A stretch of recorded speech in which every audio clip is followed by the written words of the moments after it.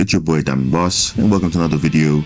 We'll be doing another Master Duel guide for Marincess for Season 17 of Yu-Gi-Oh! Master Duel. If you like this type of video, make sure to leave a like and comment, subscribe for more quality content on the way. We do have more deck profiles coming on your way, so please let me know in the comments which one you want to see next. We have Ice Jade, we also have Ghoti, and any other deck that you want to recommend, feel free to do so in the comments. But until now, we can start with this video. So I'm bringing you back an updated deck profile for Marincess, because the last time we talked about this deck profile was in the Attribute 4 Festival, and I explained most of the cards, what they do, and basically the deck profile specifically for that event, because at that time Blue Tang was limited to 1, and they thought the deck wasn't playable in that event, but they were obviously wrong, because not the first time they've done that. But I think Konami knows that Marincess, when it does pop off, it does pop off, and the deck is pretty powerful, especially with the new addition that came into the deck from the Synchronized Cosmos pack that was released. So we'll be talking about that when we get to the extra deck, but for now, like I did with the Blackwing video, I think I'm going to keep this format going forward. So I'll be explaining the core of the deck and how the core works, and then obviously your flex spots, your ratios, you can deal with after that, and then I'll show you also the builds, the 40 card, the 50 card, the 60 card. I'll also show a competitive build, because someone asked before, can you show me a competitive build if you have all the hand trap that you need? So I will also show you a 40 card competitive build on top of that. There will be links in the description below for all the links if you don't want to get to that part. Then there'll also be a combo tutorial video where I'll just show you a bit of combos with certain test hands, as well as showing you also the Zealantis combos as well, because I think a lot of people are not showing that. So I'll also show that as well, and there's many ways to get to Zealantis. It's actually not that difficult to summon on the field, and it's actually a pretty good combo. So I'll show you that as well, and then I'll also try to go through some of the advanced coaching just to tell you when to use certain effects, because I think a lot of people don't know some effects of certain cards. So I'll show you that when we do some of the test hands. So let me know if you okay with that, and in the future if you're okay with that format. And also I'll also show some gameplay from Master Duel, because of course you want to see how the deck does perform even from the new World Championship qualifiers event, as well as some ranked play. So that will also be in this video today. So I appreciate it if you are going to stick around, but if you're not going to stick around obviously for long, I do understand it is going to be a long video, but I will leave timestamps in the description for a specific part that you need. So without wasting any further time, let's get into it. So you'll see on the screen we are on Edo Pro, and I have the core of any Marincess deck. Now when I say core, this is almost like essential for the deck to function, because certain cards need to be in for it to be a Marincess deck. So for example, we have 3 copies of Blue Tang, we have 3 copies of Springirl, 3 copies of Seahorse, and 1 copy of Pascalis. So I'm going to explain the monsters now, why I think these are the core, because the one that you max 3 of. So triple Blue Tang, she's obviously your best normal summon in the game for the deck. So what does she do? She does 2 things. So she can send a Marincess monster on summon from deck to grave, except yourself. Then if she sends to the graveyard as a link material for a water monster, you can activate the top 3 cards of a deck and add a Marincess card from a deck to your hand. So, and you obviously shuffle the red back into the deck. So she's pretty much a utility card, and her effects are not mandatory in the sense that when you summon her, you don't have to send her you don't have to send a Marincess monster from deck to grave. You can actually wait for that effect if you want to know that, okay, maybe you want to save that for later when you use maybe the revive effect of Mandarin Dive, which we'll explain later, and you can summon her back onto the field and then use the effect to send a Marincess monster from deck to grave. So you can send any Marincess monster. So if it has a Marincess in its name, except for Blue Tang, you can send any Marincess monster from deck to grave. And why would you do that?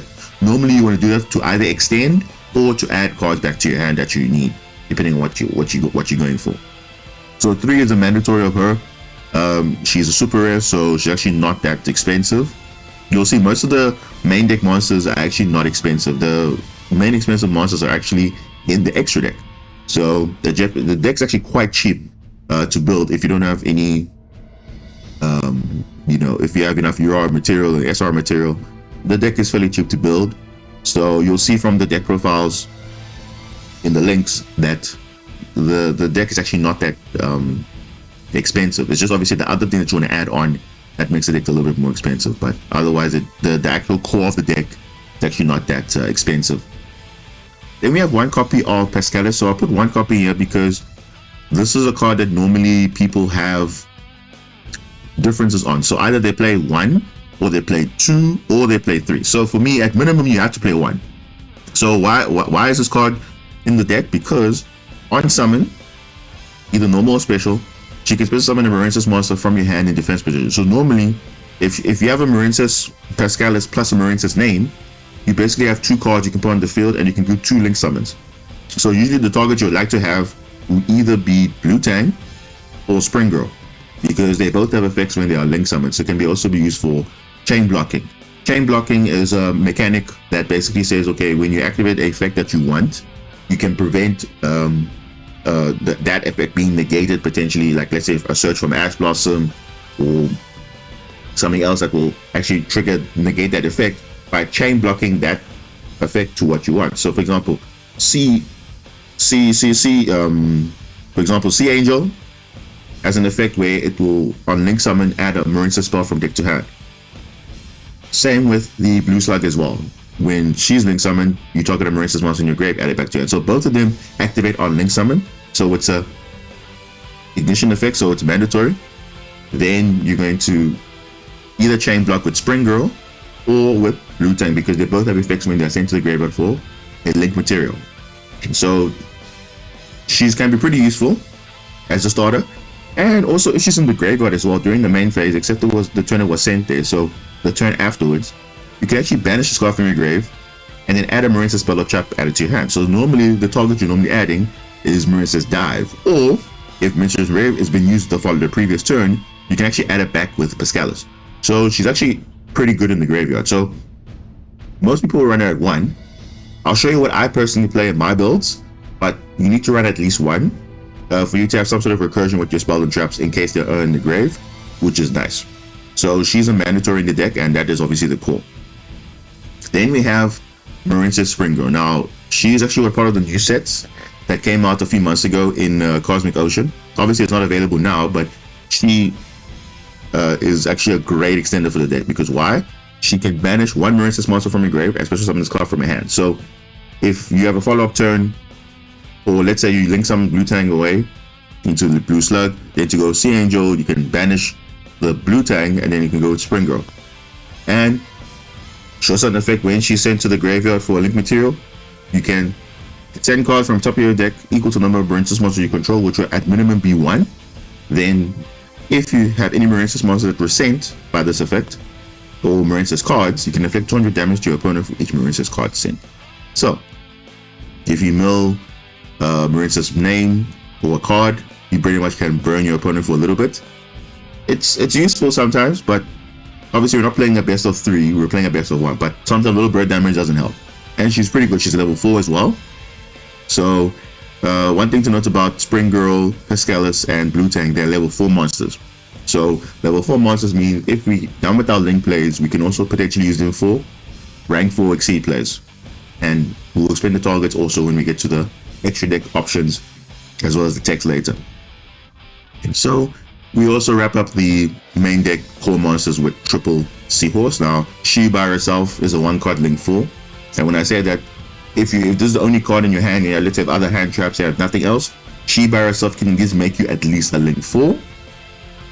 And we play 3 link 4s in the deck, so just note that the 2 of them we can easily summon. The other one we're going to be locked into a specific type, which I'll explain later. So she's actually pretty good. She's on normal summon, she can do that. She can also special summon herself to a Marincess link monster zone where it points to, so it's a free special summon if you haven't used that effect. And also she has a follow-up effect in the graveyard for the next turn, because during the main phase you can banish this card from your grave, special summon any water monster from your hand to a zone the link monster points to, a Marincess link monster. So if you don't have a non-Marincess card that's a water, you can actually just banish this card and actually summon it to a link zone that a Marincess monster points to. So it's pretty cool. So sometimes they also to bet out the negate as well. Instead of using your extenders for the following turn, you can just use Seals on the grave and then try and bait that if you have a link monster on the field, which is pretty insane. As long as you have a link zone that's available, then you can do that. So those are your core Marincess monsters. Now, of course, there are other core, there obviously are other Marincess monsters, which I'll explain later in the side there. So you'll see I have 3 of them, which I'll explain. But for now, I'm just going to go through the core of the deck first, and then I'll talk about those other options. Then we have probably the best trap in the deck that actually makes the deck more playable. So Marincess Wave. So there are other traps in the Marincess lineup, but for Marincess in general, I think everyone just plays Wave. And why is Wave so good? Because it's almost like an impermanence, but with bonus effects. So if you know how impermanent works, it targets a face-up monster your opponent controls, negate that face-up monster's effect at the end of the turn. Okay, cool. But in addition, it gains bonus effects depending on what was on the field. So what do I mean by that? Because obviously you can activate this card if you control a Marincess Link monster. So similar to Salamangreat Roar, where you have an Omni Negate if you control a Salamangreat Link monster, this also works when you have a Marincess Link monster. So if you have a Link 1 and you have this in your card face down, you can use it as an impermanent, which is cool. Then if you control a Link 2 or higher Marincess monster, so from Crystal Heart and an enemy above, you can negate the face-up monster's effect. Then all your face-up monsters you control are currently unaffected by your opponent's card effect. So basically, we get the Tower's effect basically for the turn. You're unaffected by everything, which is insane, until the end of the turn. Then an additional bonus, if you control a Link 3 or higher Marincess monster, you can activate this card for your hand. Now normally, activating cards from your hand is a pretty insane effect, because why? You don't have to waste resources setting it on your field. You can actually keep it in your hand the whole time. So unless your opponent has an effect to discard from, look at your hand and discard, you actually have a bonus when using Marincess Wave, because most of the time you'll have at least a Link 3 monster on field. And even on your opponent's turn, this is going to be live in your hand and ready to activate. So it's nice to actually save resources. So you don't have to always set it every time, because if you have a Link 3 or higher, which you will have most of the time, but that's obviously your goal. Turn 1 to either get a Link 3 or higher, this is always going to be live. And obviously you can search it as well by a certain card. So overall, it's a pretty good deck, a pretty good trap. Most people only play 1, although I have seen other builds play 2, play 3. This is where the ratio stuff comes in. So this is personal preference, but you need to run at least 1. So that's a mandatory in the deck, at least 1. The same with Battle Ocean. Battle Ocean is also pretty much also gives the deck a bit of competitiveness, because it has quite unique effects, right? So all Marincess monsters you control gain 200. Okay, cool. It's also searchable by Sea Angel. Each one gains 600 attack for each Marincess card equipped to it. So we'll talk about the equipping now later on in the effect. And then this is probably the most broken effect that you can have in a field spell card, right? So monsters you control in the exit monster zone that were link summoned using Marincess Crystal Heart as material are unaffected by your opponent's card effect. So pretty much, as long as there's Battle Oceans on field, and the monster you link summon in the extra monster zone is a Crystal Heart. Now remember, it doesn't say a Marincess monster. Any link monster that's link summoned with this card gains a Towers-like effect. Towers basically means unaffected by everything. The only way you can defeat it is by battle. So we pretty much make your monster immune. So that's pretty insane.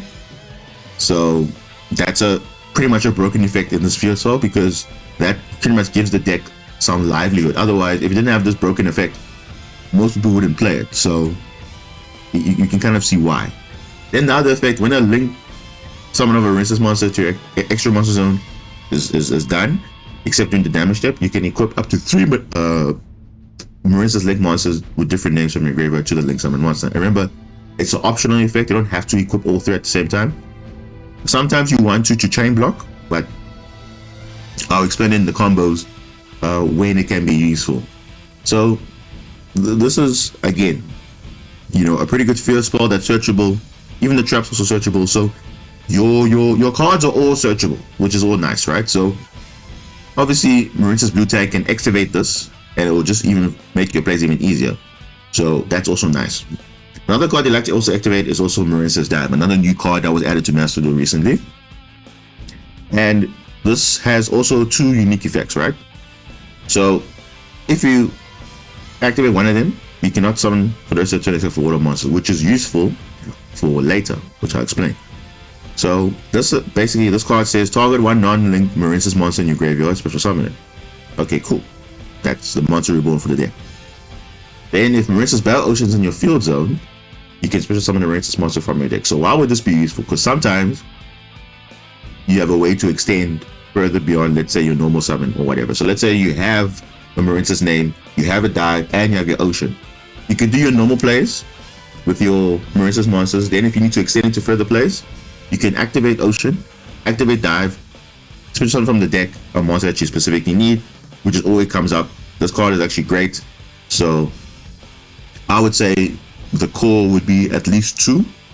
Now playing 1 will kind of hurt you a bit because you want to see this card actually as often as you want, but 2 is perfectly fine. 3, I think is a bit too much because there are better options that you can run in the deck that you want. But obviously, maybe in a competitive sense, if you feel like 1-1-3, you can. But again, the Pascalis, the Wave, the Ocean, and the Dive, they're all up to the ratios of the person. So it also depends what they have. So these Marincess Dive is a super rare, the Pascalis is a super rare, the Battle Ocean and the Wave are normals and rare and rare. So it's actually not that difficult to craft these.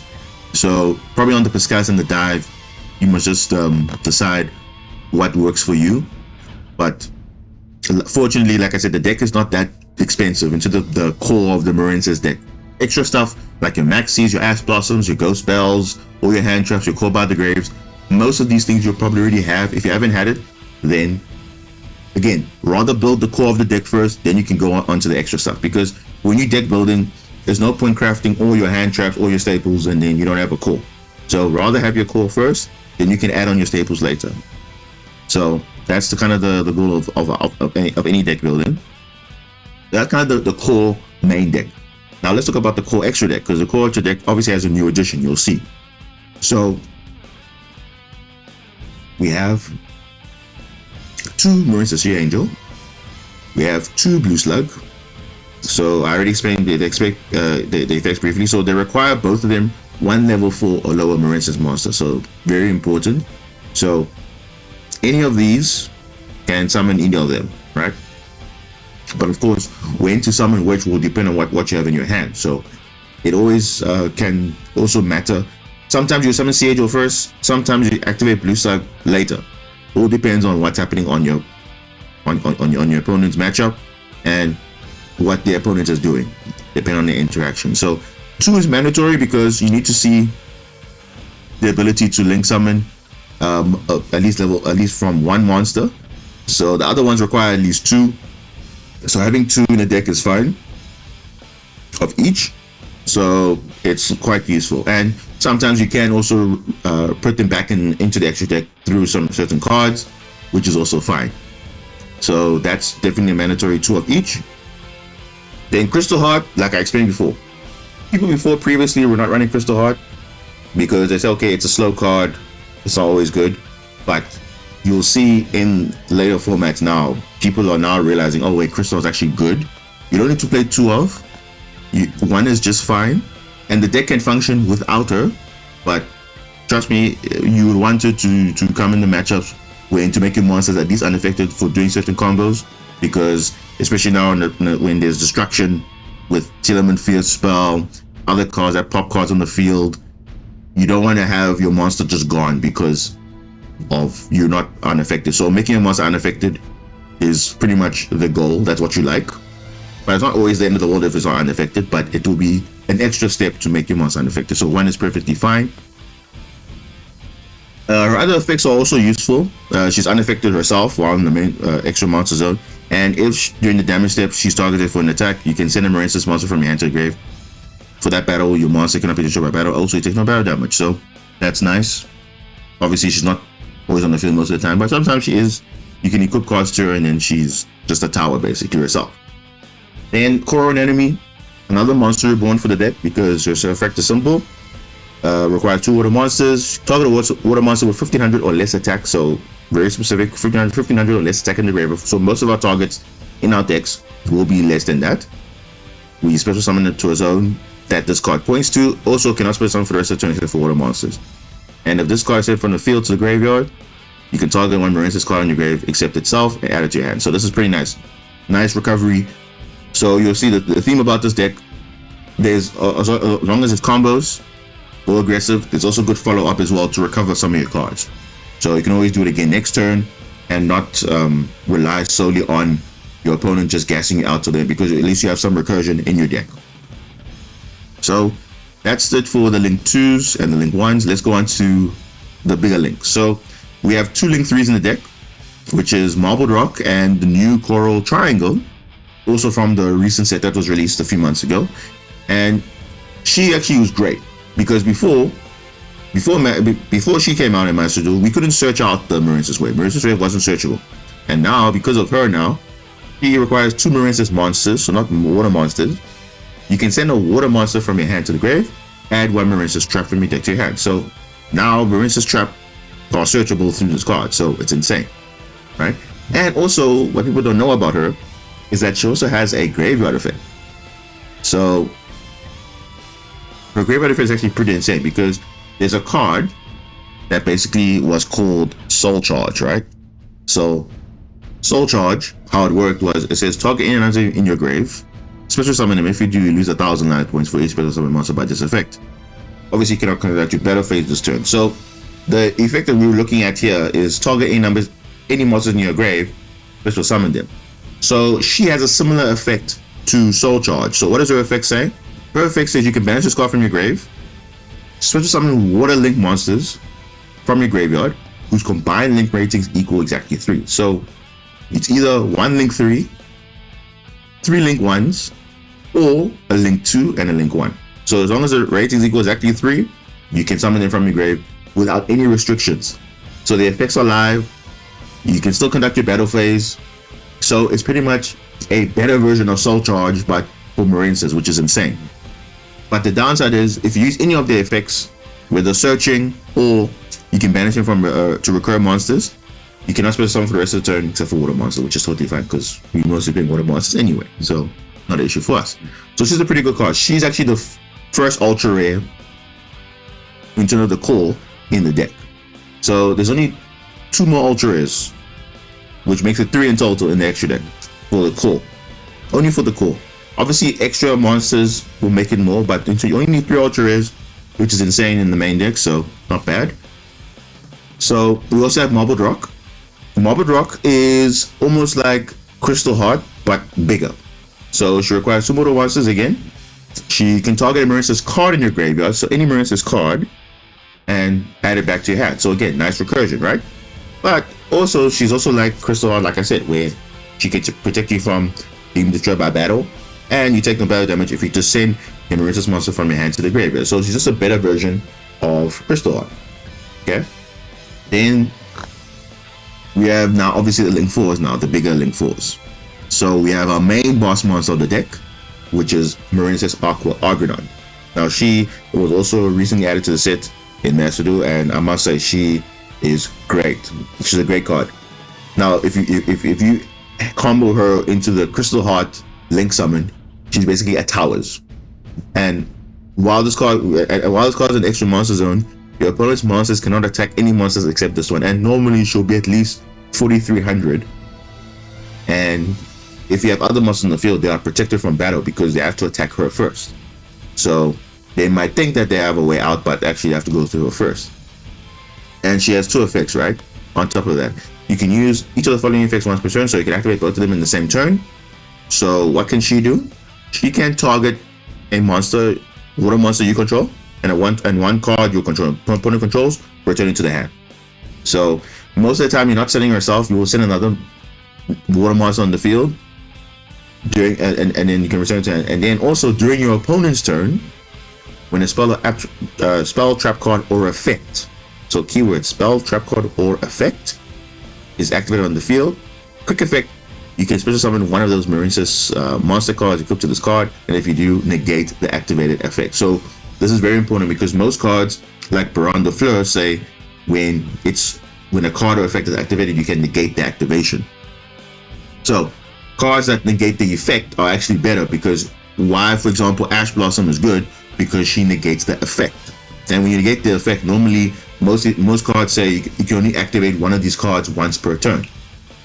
So if you negate the activation, you are preventing it being activated that turn, so you can activate another one potentially. But if you negate the effect, you cannot activate another one, because the effect can only be used once per, because you can only activate certain cards once per turn, or only certain effects once per turn. So for example, if you have a field spell card that activates when on activation can search a monster, you can negate that effect of the search. However, certain cards that are continuous, when you activate them, rather not activate the activation of those cards, because only the effect of those cards is more important. So if a card that is key to the deck that requires a search or has an effect when it's on field, rather negate those.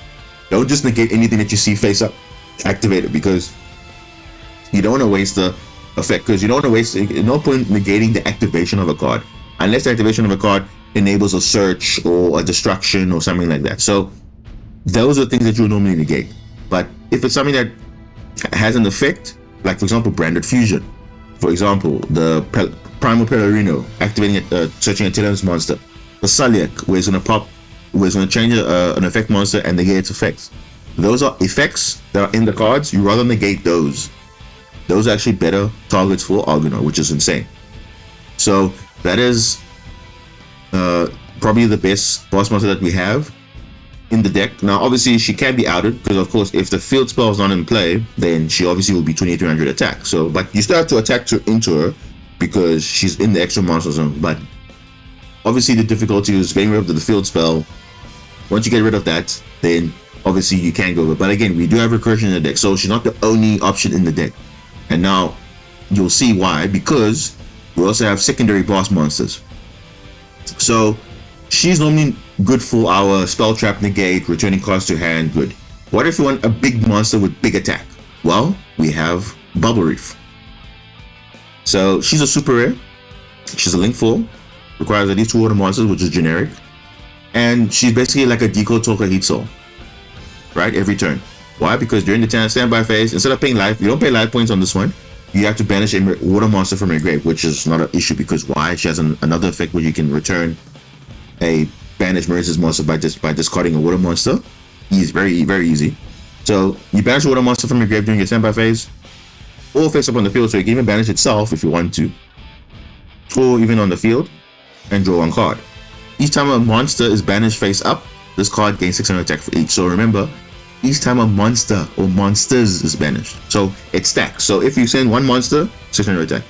They send 2 monsters, you gain 1200. And remember, it's on both players' banished zones. So if I banish, so for example, if I activate her effect to add a card, I'll banish a water monster. She will gain 600 attack and also I draw a card. If your opponent plays a deck that likes banishing a lot, every monster they banish, I'm going to grow bigger. So the attack boost is going to be crazy. Obviously, the effects last till the end of the turn, but potentially she can be at least 5200 at a minimum if people are banishing effects and doing so. Remember, with Battle Ocean on field, she'll be 46. Then she gains 600 from you drawing a card every turn in the standby phase. So at minimum, you're going to be 5200. And if people keep banishing more cards, whether it's you or your opponent, she will get big. So sometimes it's not always the play to go into Argonaut, because Argonaut, obviously, once she's 4300, she can't go bigger than that unless you have other cards that benefit her. So that's like the only downside. But with Bubble Reef, for that turn, she can be as big as even 10,000, 9,000, 8,000, depending on how many monsters get banished, right? So it's not something that requires. It's an effect. Obviously, it's an effect, right? But she can get pretty big, so she's quite useful in that front. And like I said before, the third effect is you can send 1 water monster from your hand to the grave to summon a banished Marincess monster. It can be a Marincess Link monster or a non-Link monster, which is insane. Which is quite useful because we now have a new monster that's also a nice addition to the deck, to also now have an option going second or potentially OTKing your opponent. Now what do I mean by that? Well, we have another UR, which is a new pack that recently just came out, the Synchronized Cosmos in World Sea Dragon Zealantis. So why is this card so good? Well, for Marincess specifically, most of the time you are locked into water monsters. And why is that important? Because I'll explain now in the effect. So first of all, it requires one effect, at least one effect monster. So That means you can basically use Argonaut, or you can use Bubble Reef and link directly into Zealantis. So I think that's probably the only link monster that can do that, into basically turn a link 4 into this card. Doesn't require anything. And also you can use tokens. If you for some reason have tokens, you're not playing Marincess, which obviously you're not running tokens, but if you're not playing Marincess deck and you want to summon this, you can use tokens as well, because it only requires one effect monster, at least one. So let's say if you have a link 1 and 3 tokens, or a link 2 and 2 tokens, you can summon Zealantis. So you can only control one of it, and you can use each of the following effects of Woolsey Dragon Zealantis once per turn. So this is the most important one, right?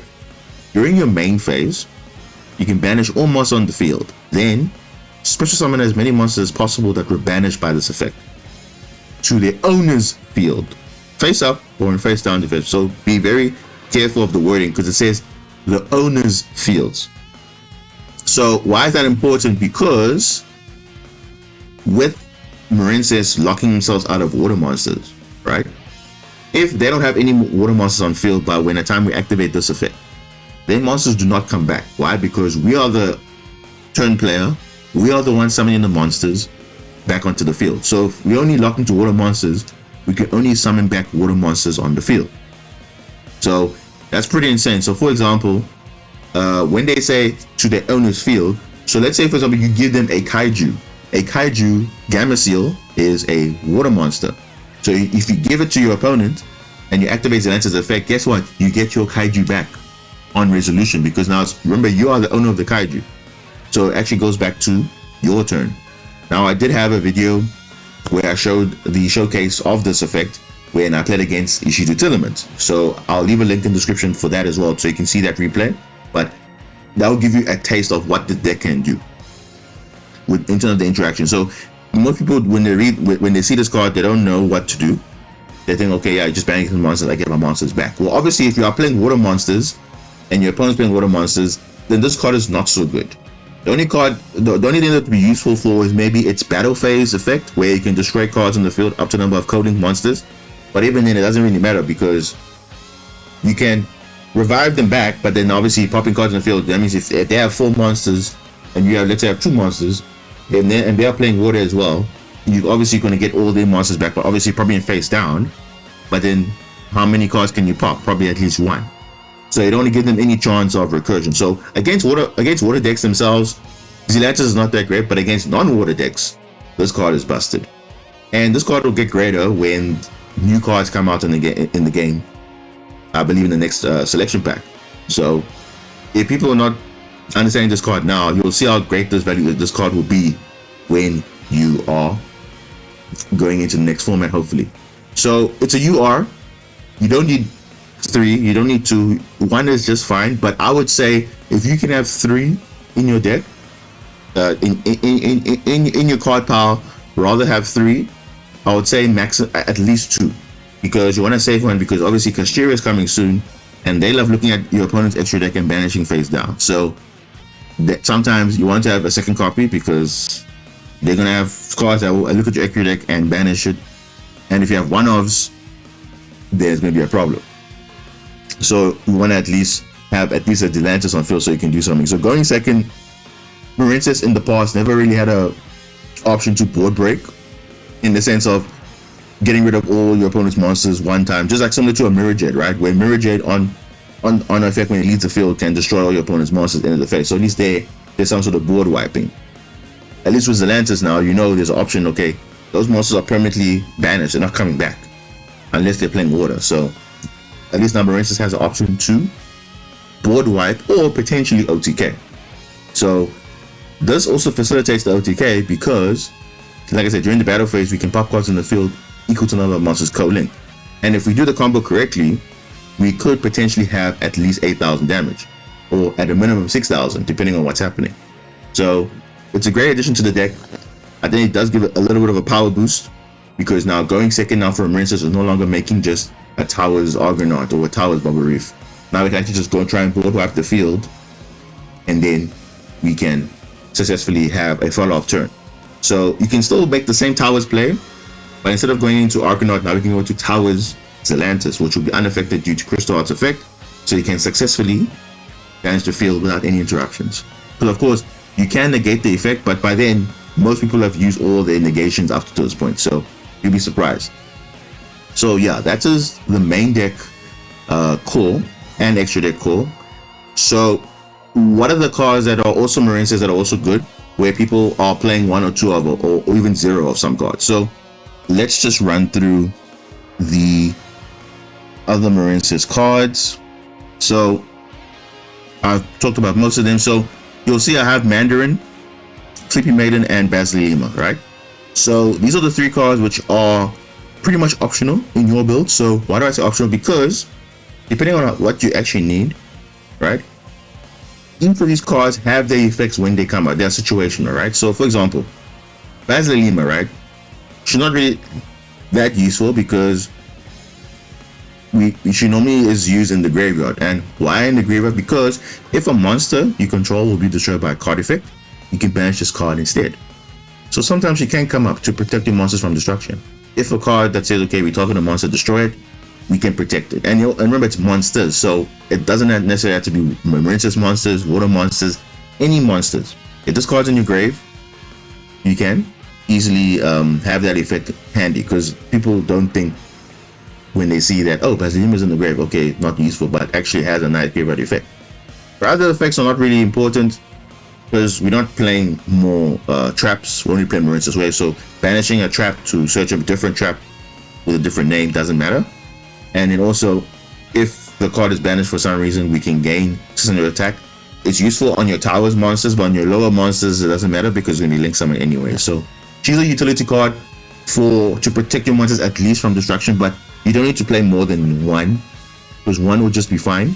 So for example, I run one, so that's totally fine, and she's done wonders. She's a free discard if you need to activate an effect to discard, and yeah, that's pretty nice.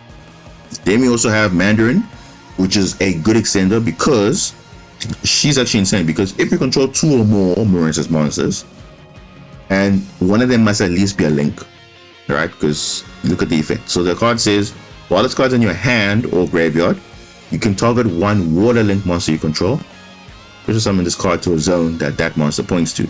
But of course it gets banished when you leave the field. Cool, that's fine. So the nice thing is, if you have this card in your hand, it's an extender. If you have it in your graveyard, it's an extender. So she's also a utility card as well, because sometimes you just need to have an extra button field to extend into a certain card that you need. So people are playing one, perfectly fine. Some are playing two, fine. I think three is way too much. At maximum, you can play two, but if you want to play on the 40 card build, you can play one. One is totally fine, because sometimes she does come up, and normally she's a target to send off your blue Tang, because sometimes you need to have that extension in the grave if you have no other, let's say, alternative plays.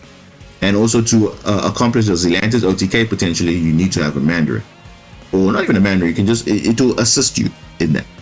So that's something just to take note of there. So she's definitely good in the deck, but I see most decks are not running her, which is totally fine, but she's definitely an option if you want to run her.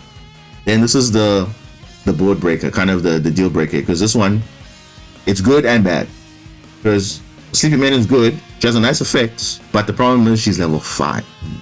If she was a level 4, I promise you, more people will be playing her. Because what does she do? She can target a Marincess monster you control, and she can switch something stuff from the hand. And then if you do, it gains the effect. So while this card's in the monster zone, that targeted card cannot be destroyed by opponent's card effect. So guess what? You can protect your Battle Ocean from destruction, which is insane. Then also you can banish this card from your grave, then target one Marincess Link monster you control, equip with one Link monster that's Marincess from your graveyard to that card. So you can also, apart from your 3 equips, you can also boost it by another equip, but only remember that it's going to clog up your spell and trap zone, so you need to have space for your other hand traps and your other disruptions. So just be mindful if you use that. If obviously you have no other equips apart from the 3 and you have free space, then definitely her effect can come up, but she's not mandatory in the deck. I see people running her at 1, at 0, perfectly fine. But if you want to play this, if you want to play her, run at least 1. But sometimes she does come up, and for me, I personally play all 3 of these cards, right? Either as a 1, so this is definitely a 1 of, this is a 1 of, or a 2 of in a bigger build, and definitely a 1 of again, because She is actually searchable of Ice Barrier. Ice Barrier is a card we'll talk about later on in the 60 card build. But basically, this is the option that you can run. Also, the other Marincess monsters as well in the deck that you can. There are other monsters that we didn't talk about, like Crown Tail, Sea Star. They're not actually great, so I wouldn't even talk about them. They are cheap, but I would even bother. They don't even actually help the deck at all. Although Sea Star's a level 2, so you could argue, okay, cool. You could run Sprite Elf, but I mean, we have so much, we have tight extra deck space, and really gonna run Sprite Elf just for a weaker monster that not even do anything. I mean, yes, she can send herself from hand to grave and target a Marincess monster, gain in and attack, but that doesn't do anything because you need another one in your hand. And so, yeah, it's not really practical. So yeah, that's the downside. Then in terms of extra deck, right? You can run a Splash Mage. Splash Mage is pretty good because you can target a Cyber monster in your grave, special summon it in defense position, but negates effect. Also, for the rest of the turn, you cannot special summon for the rest of the turn it's a Cyber monster. So unfortunately, if you do run Splash Mage and you activate the effect, do note that you cannot activate Zealantis on that same turn, because why? Zealantis is a Sea Serpent. It's not a Cybers. So if you're going to go the Splash Mage play, just know that you're not going to be activating, you're not going to be summoning Zealantis that turn, which is totally fine because, like I said, most cards can go into a 1-card Link 4, so this is actually assistant to going into that. Then we also have Abyss Dweller and Stealth Kraken. So these are the best level 4 monsters that Marincess can use for rank 4 exceed, because Abyss Dweller obviously shuts down graveyards. It also boosts water monsters on field by 500, so it's actually pretty nice. And yeah, it's a pretty good card. I mean, we're playing in the tier format right now. Everyone's running this, so it's pretty much goated from here. Then you obviously have the Stealth Kraken. Stealth Kraken is good in the deck because if you run Gozen Match and your opponent doesn't have water monsters, again, they're basically locked out because they can't summon any monsters on the field that they already have on the field. And we say all monsters on the field become water. So, and also it's a pop card on the field and inflict damage equal to half the attack that it had on the field. So it's not the original attack, it's attack it had on the field. So if the attack has 16,000 for some reason, you can destroy it and then you just burn your opponent for 8,000, which is insane. Right? So, very good option. Stealth Kraken is in the legacy pack, so you might have to check your legacy packs and maybe get this. Otherwise, it's a UR. Then Abyss is also a UR, but I think most people are running this now because of tier. Or if you're playing War Exceed, you pretty much have this in your deck, so you can definitely add this as well. And this is a super rare, so not bad. And then these are also normals and rares, so not fine. Not an issue at all. Then we have Ash Blossom. I just put Ash Blossom here because, I mean, of course, you're going to play Ash Blossom to obviously stop your deck from playing. Why not, right? Then we also have this card. This card I'll explain later. It's a kind of a tech card that came in also a while back, but although you'll see it in the Adamant Spirit decks, also can be useful in this deck as well, because you can gain additional normal summons. So it's a pretty good card. It doesn't really do anything if it doesn't come up, but if it does come up, it's nice, right? You can bet at some negates. If it doesn't negate, extra normal summon. So pretty cool. So don't worry, you don't play 3 of those, you only play like 1, so not even an issue. Then there's some other cards which I'm not talking about, which I'll explain in the versions of the builds. So that pretty much is the core of any Marincess deck. So I would say this: you get these cards, right? Okay, so you get your at least 1 Piscalis, you get your 3 Springirl, your 3 Blue Tang. Sea Horse is a rare, so that's fine. Get your 2 Dive, get 1 Ocean Wave. You can get 3 of each, and you can work on your ratios after that because they're actually normals and rares. You can get your Bubble Reef. You have to get it Zealantis. I mean, if you want to get playing in the ladder, playing in the qualifiers event, Zealantis can come up, so having a good option is there, going second. Argonaut is a mandatory one. It's a UR. Bubble Rock is a rare. Coral Triangle is a UR. And then Coral Anemone is a super rare. And the rest of these are all rares and normals. So, like I said, the deck is actually not that expensive. So, if we had to go and build our most competitive build, how would it look like? If you had to build a 40 card build, a 50 card build, a 60 card build, how would you do it? Well, I'm going to show you that right now. So that concludes the deck profile explanation of how it works, how the monsters work, how the traps work, the spells, the extra deck. So now let's go on to what I think, based on what you have in your deck, probably, if I had to build a competitive version, this is what I would build. So let's go look at that right now.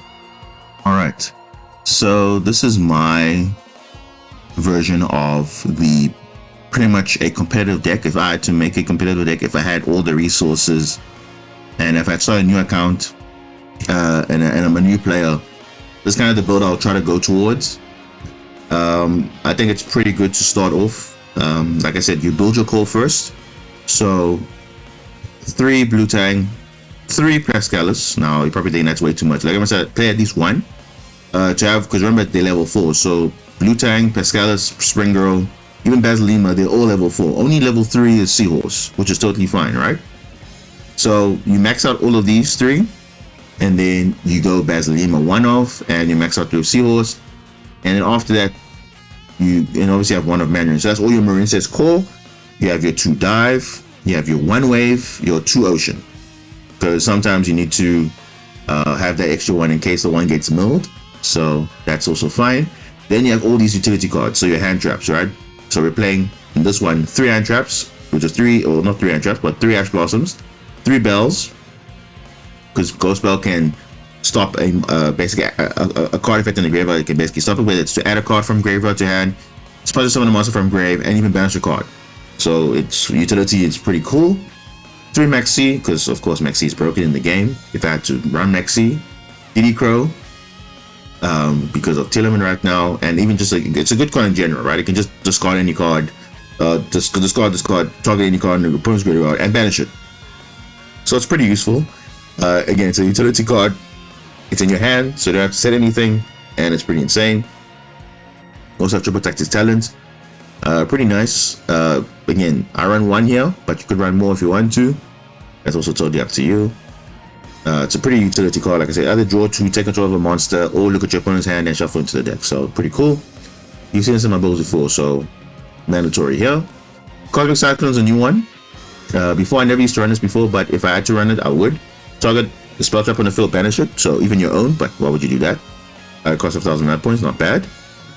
2 core buy to stop hand traps from your opponent as well, though it does turn off our own. But that's why we also run this Cross-Out Designator. So Cross-Out Designator says we can declare a card name, and that monster's effects or that card on the field is negated with that same name until the end of the turn.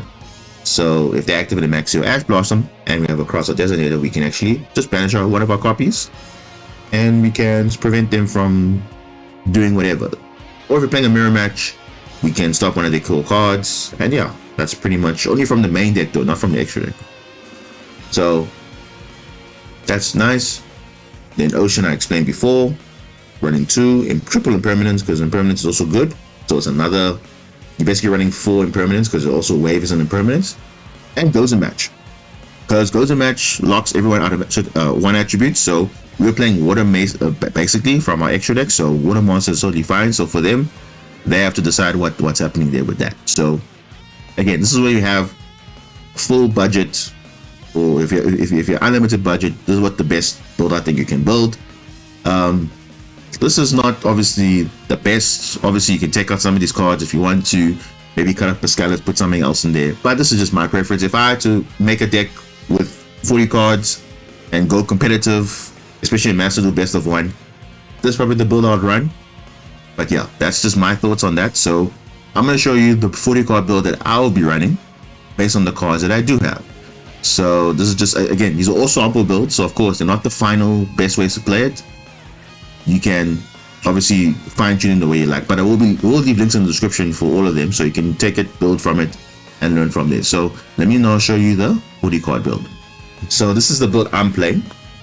So you can see this is the one if I had to run 40 cards, this will be the build that I'll be running. So a Kaiju, very important, because Kaiju, very good skill opponent's monsters, right? Then we're playing Sleeping Maiden, which is argued. Don't have to run this, but for me, I run it because it can come up sometimes, and sometimes you need something to go into as a free extender. So yeah, it can come up. Then 3 blue Tang, like I said, the core is there. I personally run 2 Pascalis in all my builds. I don't see a reason to have a third one because she's not really that great, you know, to have in your hand, because if she's stopped by impermanence, then you have to link summon and you can't do anything. So yeah, it's kind of like you have to do bad plays if you run Priscaz, but if you have good plays with Springirl or Blue Tang, then obviously she's great, but otherwise she's only good for the graveyard. So 2 is perfectly fine for me, but you can run 3 if you want to. Then we're also having Silent Cynet. So I didn't talk about this card before, but this card is actually pretty good because it's a free extender. If you control a water monster, split summon this card from your hand, but you also cannot split summon for the rest of the turn except for water monsters. Then during the turn you activate these, this effect, that resolves.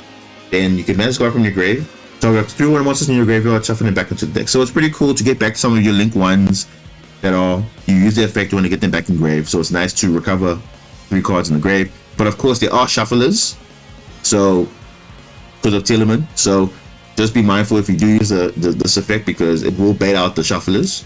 So they'll shuffle your deck for you.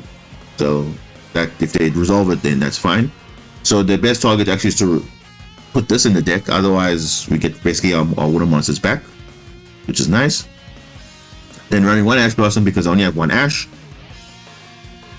from the bundle. Then we have Kurikara because Kurikara is busted. I mean, if you're not running Kurikara, I mean, who's not activating monster effects on your turn, right? So that's pretty insane then. So that's fine. 2 DD Crow, I think it's more than fine. I think 3 is just a little bit extra for, but 2 is also fine. For me, Mandarin, perfect as 1 of is also fine. Then triple tax talent I explained before. Dark Little More, I mean, it's Dark Little More, right?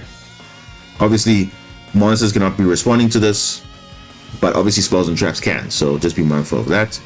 Then we have Double Dive, Cosmic Cyclone, Book of Moon, and Book of Eclipse. So I'm experimenting because I'm kind of learning to get into the Kashtira format when it comes. If it does come, if it doesn't come, then I'm just trying it out, because when it does come eventually, this card basically single outs everything, and this also is to bait out negates. So that's pretty much what happened. And if we do use this effect, let's say, and we can go potentially Zealantis, then we can obviously board wipe, then the effect doesn't really benefit them, so it's actually quite nice to have. Then 2 Ocean, and then 2 Impermanence, 2 Evenly Match because Evenly Match is broken, so why would you not play it? Then 3 Marincess Wave. This is argued, why don't you have another Impermanence? Well, unfortunately I don't have resources to craft another Impermanence, so 3 Wave is also fine because this is not once per turn, also not once per turn, so why not, right? Then running Dimensional Barrier times 2. Now you could run the other anti-tier back row for negating dark monsters or that, but the problem is if you just declare fusion, they can't fuse, so they're wasting their resources when you do that. So even if not for fusion, you can declare Exceed, you can declare Synchro, so it's a utility card. The only thing it doesn't declare is Link. So if you're a Link deck, you obviously cannot summon any of those things, so that's fine. But if you're a Link deck and you're only going to be summoning Links for that turn, no point, you know, just having fusion only. You can have all options available. The only downside is, obviously, it locks you out also from that. So obviously, we run 2 Exceeds in our extra deck, but obviously, this is more for your opponent's turn, that they cannot summon or activate effects of certain monsters. So yeah, it comes up sometimes in the game. And obviously, goes in match, because like I said, we're playing water, so goes in match is also a pretty good option in any water deck. So it's pretty cool there. Then we have a standard extra deck, like I explained before. We have the Splash Mage included, and we have these Abyss Dweller and Stealth Kraken. So this is the 40 card build I can be running. If you want to build a 40 card, this is a good guide. You can obviously take out the Kurikara if you don't want it. You can add another Priscaz if you want to. You can customize whatever you want. Take out the books, add in maybe 2 more triple tactics, whatever you want, right? So this is just a standard build. It's nothing like this is the final build or this is the crazy build. No, this is just my take on it. 20 monsters, 10 spells, 10 traps. I think it's more of a good balance. So guarantee I'll see a monster every time, so I have no issues with that. So let's go on to a 50 card build. So what do we take from this and add more to make it nice as consistency? So let's see how it will work in a 60 card build, or a 50 card build, sorry, 50 card. All right, so you will notice what are the changes that I made from the 40 card to the 50 card. Well, in the monsters we added some extenders, 2 copies of Tremora, 2 copies of Abyss Shark, 1 copy of Aqua Spirit. We added Silent Angler, because obviously it'll be a target for Abyss Shark. Then we added the Cartohyn, which I explained earlier is basically you discard this card, you get an extra normal summon of a water monster. You don't use it or use it, it does come up, but also bets out negates. Then we pretty much we pretty much just added more extendeds to the deck.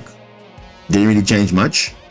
So that's pretty much how you would 50 cards, and also running Ice Barrier, because we can search our level 5 or higher monsters depending on what we need. So you can send us if it's in your grave, or you can use it on the field to chain a monster to 0 and negate its effects, and then obviously use this effect in the graveyard to search for a level 5 or higher, and even recur any water monster in the graveyard that you want. So it's a utility card, which is nice. Extra deck is unchanged, and yeah, so we just added more extenders. So Aqua Spirit is in this deck because she can't be normal summon or set, but she can be spiritual summon from your hand by banishing a water monster from grave. So she's level 4, so she's a free extender, right? So she's pretty cool there. Abyss Shark, when you control a water monster, you can spiritual summon this card from your hand, but if you do add a level 3, 4, or 5 fish monster, which is the card going to be obviously Angler. Actually, Tremora is a great extender because she can either start your plays or extend. So she can be an extra, summon if you need be. So if you don't want to waste your normal summon, start with Tremora first, summon your Marincess monster, go from there, right? Then you don't have to waste your normal summon just because of that. So sometimes it can just be an extender. If they do disrupt your normal summon, then you can extend to other stuff. And also you can summon any water monster from hand. So that's be Marincess per se, which is also nice. So that's pretty insane there. So that is it for the 50 card build. Now, this is the build that I'll be playing currently, which is going to be the 60 card build. So let's show you that. Alright, so this is the 60 card build. So again, what did I add here? Well, the only thing I added was I added an extra extender into Crusader Warrior. I also added a bit of Umi package. So what's the Umi package I'm talking about? I only ran 1 Sea Style 2. I added a second Mandarin, because second Mandarin will come in handy at some point. So that's also thing I added that's new. But the other cards that are new, I added the Umi, which is a Sea Style 2. I didn't add the Sea Style attack because remember, we don't want to plug up our spell and trap zone. So Sea Style 2 is perfectly fine, and I didn't have any issues with running that in the deck. Then we also run Mega Fortress Whale to allow our water monsters to attack directly since we control Umi. And also, Umi can also summon a water monster from our hand or grave that mentions Umi. So which monsters mention Umi?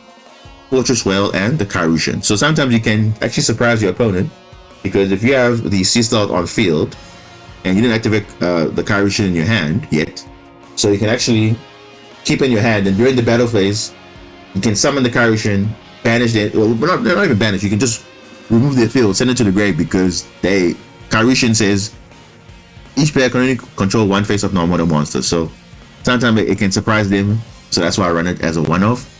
And also a general Raiho of the Ice Barrier, because it's the effect of Whale. If it's destroyed, which it will be because you don't have Sea Style to protect it, you can summon a water monster from your deck or grave. So it's pretty much a utility there. So that's actually quite nice. So general Raiho is good for monster negation unless they discard a card. Then they don't get the effect or it's negated. So it's kind of cool. And like again, it's more targets for Ice Barrier tomorrow, so that's pretty nice there. Then the only addition we also added was a Dark Hole and Duster, because now we have more room to add things.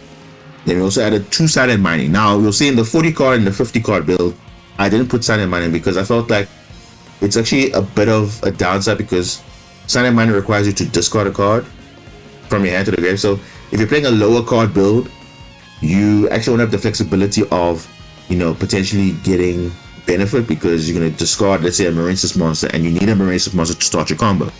So that's why in the 40 card and 50 card build, I won't run Cynet Mining, but in the 60 card build, I will. So that's why you see I'm running it as a 2. Definitely don't run 3, because that's going to be too much for you.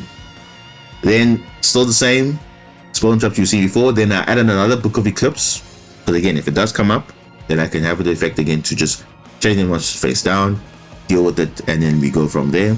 Added in another copy of Cynet, in case if you do get milled for some reason, Then we have a recursion to get our water monsters back in the grave into our deck or hand or extra deck, so it's pretty nice. And then yeah, the rest, okay, added another ice barrier as well, because let's say for example you have Cynet Mining and you have ice barrier, you can actually just discard your ice barrier, and then if there doesn't have an effect, you can actually chain into the ice barrier and then search your level 5 or higher monster depending on what you need. So you can, any of these monsters from Sleepy Maiden all the way to your kaiju is all searchable, so it's pretty nice. And your extra deck is unchanged from the previous build. So you can see this is kind of a detailed deck profile. This is pretty much how to build Marincess. This is obviously your core. Now of course I will leave a link in the description for other tips that you can use, other info that you want to know. So there's a guide that's currently on Master Duel meta right now. It was made by Six. Six is a pretty good Marincess player. He's very competitive. He's topped some tournaments. He's done pretty well. He's pretty much knows Marincess inside and out. So shout out to him.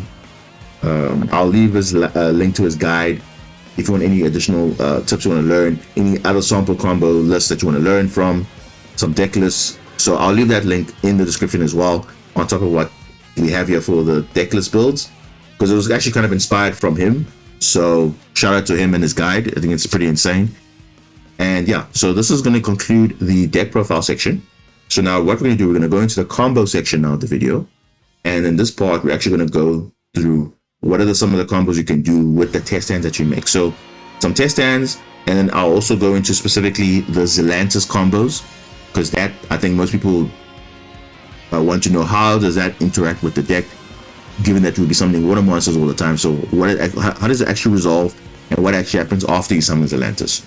So is it a crazy 4-card combo, 3-card combo? Actually no, it actually doesn't require a lot of monsters actually. It just requires maybe a specific spell card or a monster, but again, I'll explain the combos when we get there. Like I said before, there are going to be timestamps, so at any point you want to go to a specific part, there's going to be combos next. There's also going to be gameplay in the video, so you can go to the deck profile first. I'll leave timestamps with detailed descriptions as well as the other stuff, so feel free to go to any point and come back to it and have a reference. Maybe you can go watch gameplay first and then come back to deck list, or vice versa, so that's up to you. But for now, let's go into the combos. So this is going to be the test hand part of the video, using the 60 card build which I showed earlier. So I'll be doing one test hand, and I'll show you the other test hands that I also pulled, the combo lines that you can go through, just to give you some examples of what this 60 card build can pull. Because I think it's quite important that as much as showing combos is useful, I want to reserve that for the second part of the combo video, which is going to be the Zealantis combo, because I think that one's going to be quite unique. But that one, there's only certain cards that you need, so it's actually not that bad. But for here, this is going to be a live test hand, and the other one's going to be replays of test hands, which I pulled from the 60 card build. So just to give you an idea of how the deck can fare depending on what's happening with the opponent. So currently in this hand, we have Marincess Wave, we have our kaiju, we have the Silent Sea Nettle, we have Marincess Blue Tang, and we have Springirl. So we pretty much have a good hand here. So what I'm going to do, I'm going to try and build the best board that I can possible.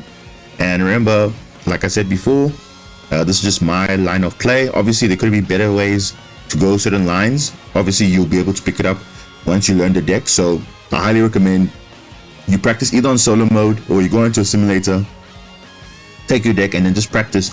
What do you do if you have a certain opening hand? Because the only way you'll get better at your deck is if you learn through practicing. So this is just me being comfortable with the deck. So I know that the best start obviously is going to be Blue Tang. So I'm going to start normal summoning Blue Tang, activate her effect, and I'm going to send off the Seahorse. Now why do I do that? Because I know I don't need to send Mandarin, because remember we have an extender into Springirl and Silent Sea Nettle. Sorry. So basically here we can go into the normal line. So we're going to link summon into Blue Slug, and we're going to of course chain link block. So we want to resolve the Blue Tang first, and then also the Slug, because we want to make sure we activate something that we can get something nicely, and then chain or target the Seahorse. And we're going to search top tier of our deck. Okay, we know nothing, that's perfectly fine. Then we're going to go Then we're going to use Springirl's effect to banish the blue Tang, and we're going to summon it to the field. Now the reason why we do that is because remember we talked about chain blocking earlier in the deck profile section, where we want to use our monsters that can chain block. So blue Tang can chain block blue slug or Sea Angel, and vice versa with Springirl. So we're going to use now link summon into Marincess Sea Angel, and now we're going to use both effects. So chain link 1 is going to be Sea Angel. That's going to search our spell, Marincess spell, and then obviously going to search for Springirl by milling from the deck and burning damage. So hopefully we don't burn a Marincess card. Okay, but there's an ocean there, but luckily we run 2 ocean, so it's not the end of the world, because running 1 is always dangerous because you could mill it back, but then again it can be recovered through your Anemone or your marble drop, but it's fine in this case. So I'm going to add the Battle Ocean. And fortunately I have Marincess Wave in hand, so I don't need to go into the Coral Triangle route. So fortunately we can just now link summon into Crystal Heart, and we can activate Battle Ocean now, and then we can special summon Sea Horse for free because she's in a free extender, right? We could have summoned Cynet as well, but I want to keep it in hand for future extension. Then we're gonna link off into Coral and Enemy with these 2. Not activate Battle Ocean's effect because it is live, not once per turn. The equipping of 3 monsters is not once per turn. So now notice Crystal Heart was summoned using an enemy. Crystal Heart was used to summon an enemy. So as you can see here, it says that summon Crystal Heart, meaning that an enemy is unaffected if they had decided to imperm or effect Veiler or some effect that will target this card, negate its effect potentially.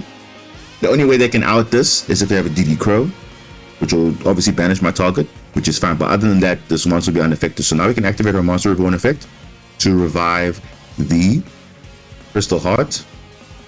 And now we can go for our standard towers, which is going to be Argonaut. Normally, Argonaut is normally the go-to monster. Otherwise, in some situations, Bubble Reef might be better if you want high attack monster. And yeah, that's normally situational. But in this case, normally you go for Argonaut because she has a spell and trap negate. So we're going to chain link 1, the Battle Ocean, chain link 2, the Anemone, and you can get back any Marincess card. So we can get back the second ocean, or we can get Springirl, or we can get Sea Horse. So let's say for argument's sake, let's just get Springirl for follow up because she doesn't take up your normal summon following turn, and we can equip the Anemone, equip the blue slug, and keep the Sea Angel as an equip, and we pretty much are good to go from here. So this is a standard test stand based on using just essentially 2 cards, which is Blue Tang and Springirl. So this is going to be the test stand that involves that. Plus you have Wave in hand already, but basically that's pretty much the line you're going to go with. Even if you didn't have Wave in hand, you could have actually searched it if you wanted to use Cynet. But there are other players, which I'll show you later, that do have the combo line. So this is the first live test stand. Now I'm going to show you the other ones that I actually made replays on, then I'll show you what you can do with the 60 card build.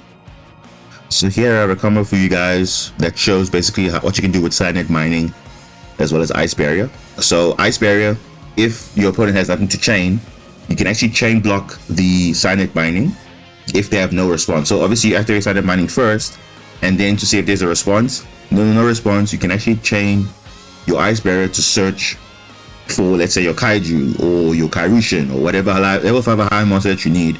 That always depends on what you have. So basically, I'll show you the end board I can make, but basically, essentially, that is a combo line that you can work with. So we're first going to activate the first step.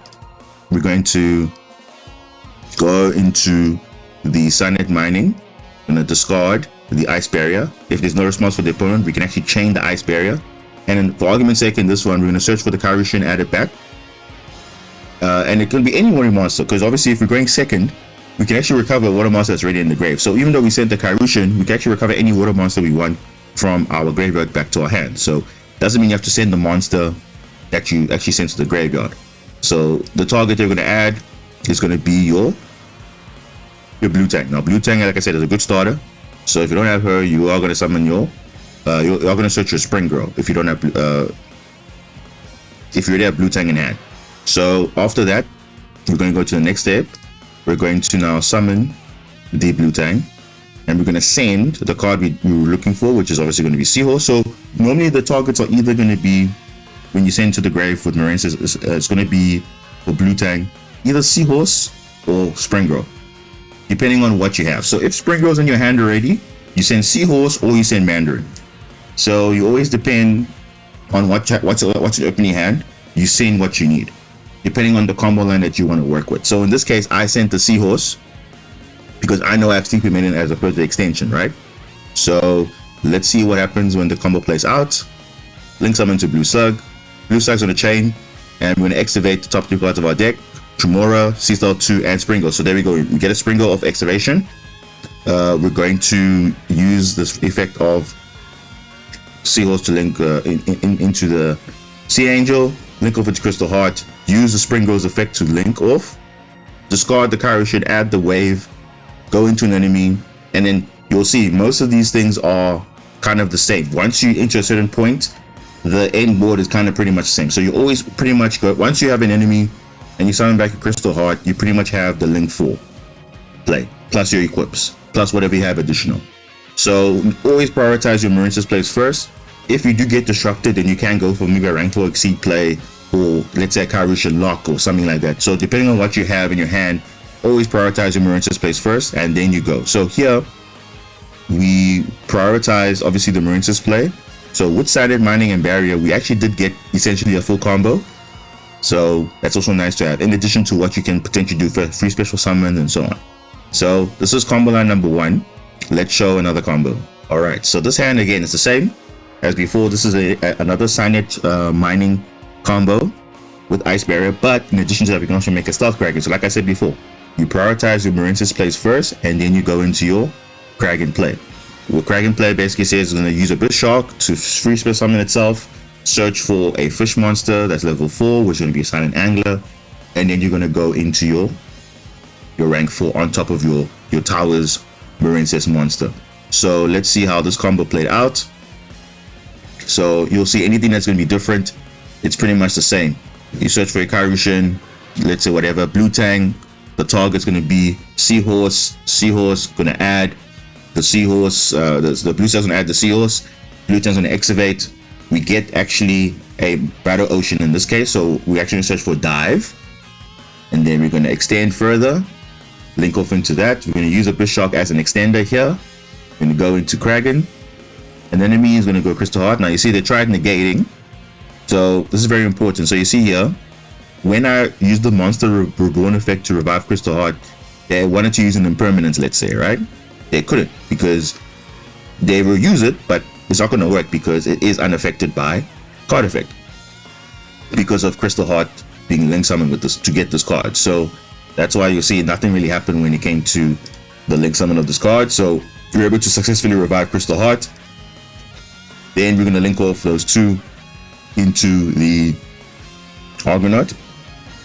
And you'll notice I haven't used Dive yet in the turn, because if you look at on top here, it shows basically all the cards I've used in the game. So currently Ice Barrier is in the play, can't summon against except for water monsters.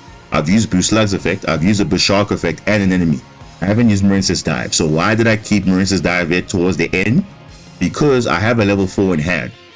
So the ideal target would be any level 4 from the deck I can basically use for a rank 4 exceed. So after doing my towers play, then I can go for that line. So you'll see what I did down here. After reviving my blue Tang for follow-up next turn, I used the Dive to summon the Pascalis into Kraken using the Silent Angler, and then there we go. So there's my perfect end board. We also have Impermanence plus Ice Barrier face down if need be. So obviously I didn't set it in this example, but basically this is what you can do. So if you keep Dive in hand, you pretty much will not use it until the end to either go for a rank 4 play or even to extend if they have a further disruption for some reason, but you still get the same end goal. So this is pretty much what you can do with this type of hand. So let's go on to another combo which you can do with the 60 card build. So again, showcasing another Cynet Mining combo with Barrier. So here in this case, we have 2 copies of Tremora, one copy of Dark Hole, and one Cynet Mining, one Ice Barrier. So before I was searching Cartohyn. So why would that be useful? Because sometimes that can be an option for you, or it can be for another level 5 or higher monster that you need. So in this case, we can have an Umi-Lock combo, because in addition to searching our blue Tang, we can also do the Umi-Lock first before we do our plays. So that if, let's say, they have Tearlaments plays, let's say they ever have this in their hand, they actually can't do anything because they are waterlocked for the rest of the turn, because we have that under the Umi-Lock. So we're going to do our towers plays under the Umi-Lock. So let's go with our standard play here. We're going to go Ice Barrier, discard, add our Cartohyn back, add our blue Tang.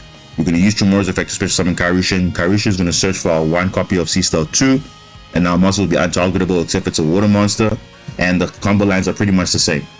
Tang, send Sea Horse, link summon into Blue Slug, add back. We're going to excavate from top of the deck. We're going to get a dive, which is perfect, and then Sea Angel is going to go into a Battle Ocean. In Battle Ocean is obviously going to be used. We're going to use the effect of dive, summon from the deck a Marincess name, and we're going to link off using our Coron enemy, and we're going to get our link for towers again, adding back blue Tang for follow up, and also now we've completed the Umi-Lock, plus we have a towers. So the opponent basically, unless they have evenly matched, this is the only out. And let's say, for argument's sake, if Cartohyn does get destroyed for some reason, if let's say our Argonaut is obviously no longer towers, because let's say Marincess Battle Ocean is gone or whatever reason, this card basically revives Cartohyn every single time during the battle phase, provided it's in your hand or grave. So it's not the end of the world. If it does get destroyed, it does come back. So this will be quite difficult to get through for your opponent, but this is the line that you can do with the Cynet Barrier Umi-Lock. That's what I want to call this combo. So the Cynet Barrier Umi-Lock. So that's what you can do. It is a combo line. It is an option. So that's what you can do with that. Let's go into another combo line. So here, this hand is what was quite interesting, because we have Cynet, but we also have the Cartohyn. The Cartohyn will give us an additional normal summon for that turn. So the options are obviously, you can either go blue Tang first, normal summon. Since we already have blue Tang already, remember Mandarin is an extender in the hand or the grave, so we don't mind pitching the Cynet Mining with the Mandarin, because it's going to be an additional summon anyway. Because also we have General Raiho of the Ice Barrier in the hand, so if you want to do additional normal summon, we actually can do additional normal summon on the Ice Barrier instead of your Marincess monster. Now, of course, if you are being disrupted, of course, then you might have to change it up. But in this test hand here, this is basically the optimal play. So the play here would be to discard. So first, activate Cartohyn first to activate the normal summon effect. We discard Mandarin with the Cynet Mining, and then we get to add our Springirl. Like I said, because we have blue Tang in hand already, we're going to add the Springirl. Then we're going to do the standard plays. Have additional normal summon for the turn.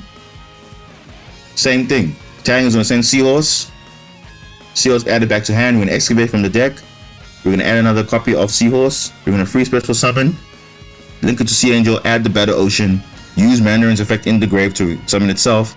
Then we go into Link 2, into another Link 2, revive back Crystal Heart, Link 4, and we're going to equip. And then now, remember, we still have our additional normal summon for the turn. So open above our towers play, we can use Marincess Springirl's effect to banish, and we can actually normal summon our General of the Ice Barrier. So now they have two situations. So we have a Spell Trap Negate, and all monsters must target Marincess Crystal Heart for attacks.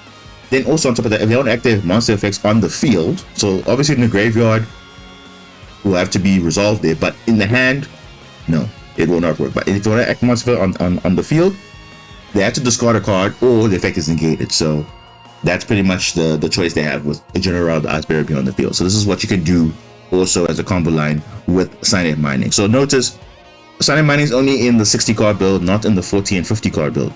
Because with 60 cards, you can be more flexible. You have more options in terms of what your hand is going to be. Because sometimes you want to play around certain cards on the field, and also your opponent, we also don't know what they're playing. So that's why we need to make sure that we cover our bases for everything else.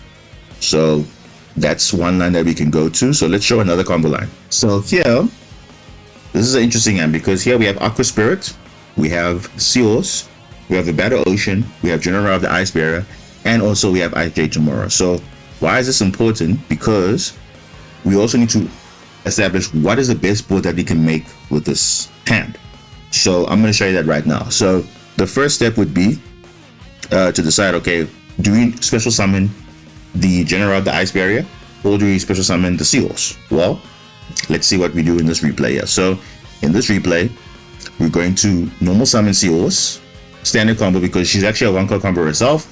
Just use her, special summon herself, go in there, use the Battle Ocean, actually use the dive that we search for Blue Tang. Blue Tang is actually going to send a Mandarin. Mandarin's going to revive herself into Crystal Heart. Crystal Heart's going to go into Coral Triangle. We discard the Aqua Spirit, add the wave, go into the Coral enemy, we activate top of the deck, we pull a Marincess name into Sleepy Maiden, which is perfect because I'm going to show you our other effect now. I'm going to link off into Argonaut, and we're going to go into the copper line with Tremora, General the Ice Barrier, plus we have Sleepy Maiden. So what did we achieve here? Well, let's show you, right? So with this board, we pretty much established 3 things, right? So we first of all made an unaffected Link 4. We also made the opponent has to discard cards in order to activate monster effects. And on top of that, we also have a Sleepy Maiden, which means it protects our Battle Ocean from destruction. Plus we also have a wave. So all of that with the opening hand we had, which was Aqua Spirit, Seahorse, a Battle Ocean, General the Ice Barrier, and Ice Tomorrow. So this hand alone gave you this full combo here. So you can see, always good to work with what hands you can build and what you can do with a certain hand, because you see there was only one Marincess name, but we're still able to pull off this insane combo. And obviously the activates were also kind of lucky as well. So I will also add, when I activated for Blue Tang's effect, of course I did activate certain cards which I would have needed. Of course, if you don't always extend like that, that's fine, but this is just showing you what optimal activations you could get, the best play you could get. So that is it for this combo. Let me show you another one. So this play here is a play that I think will show Abyss Dweller at the end. So it's pretty much the same standard combo. When you have Cynet Mining in hand, what do you do with it? Well, you're going to go with your standard plays, right? You're going to discard actually the Sleepy Maiden. You're going to add your Springirl. Springirl's going to banish the Sleepy Maiden, going to summon itself, use the effect to chain block with Springirl, going to mill a wave, which is fine. Then you're going to normal summon the Springirl, and you're going to chain into your Crystal Heart, and you're obviously use that to extend. And we're going to use the Crystal Heart to link summon into Argonaut. Now you notice I didn't use Blue Tang here. Why? Because this is actually part of the combo, because when I use Dive's effect, which I haven't used this turn, Dive is going to summon from the deck a Pascalis. Pascalis on summon is going to summon a Marincess monster from your hand. And because we haven't used Blue Tang's effect yet, we're actually going to summon Pascalis plus the Blue Tang, which you're going to see now. Once we add back our wave through an enemy's effect, and now we're going to summon from the deck Pascalis. Pascalis is going to summon the Blue Tang, and then Blue Tang is finally going to excavate a card from deck to grave, which I chose Battle Zalima, and now we go into Abyss Dweller. So for the next turn, if you're going to play Tearlaments, the graveyard is shut off.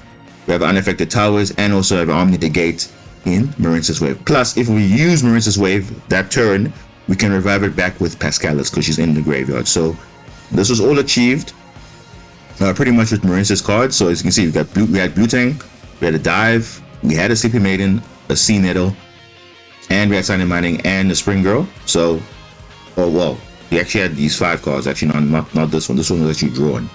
But you can see with this hand, we still were able to achieve a decent combo. So this is the combo line into Abyss Dweller, and you can just see how the combo lines work. So it's not like it's something funny.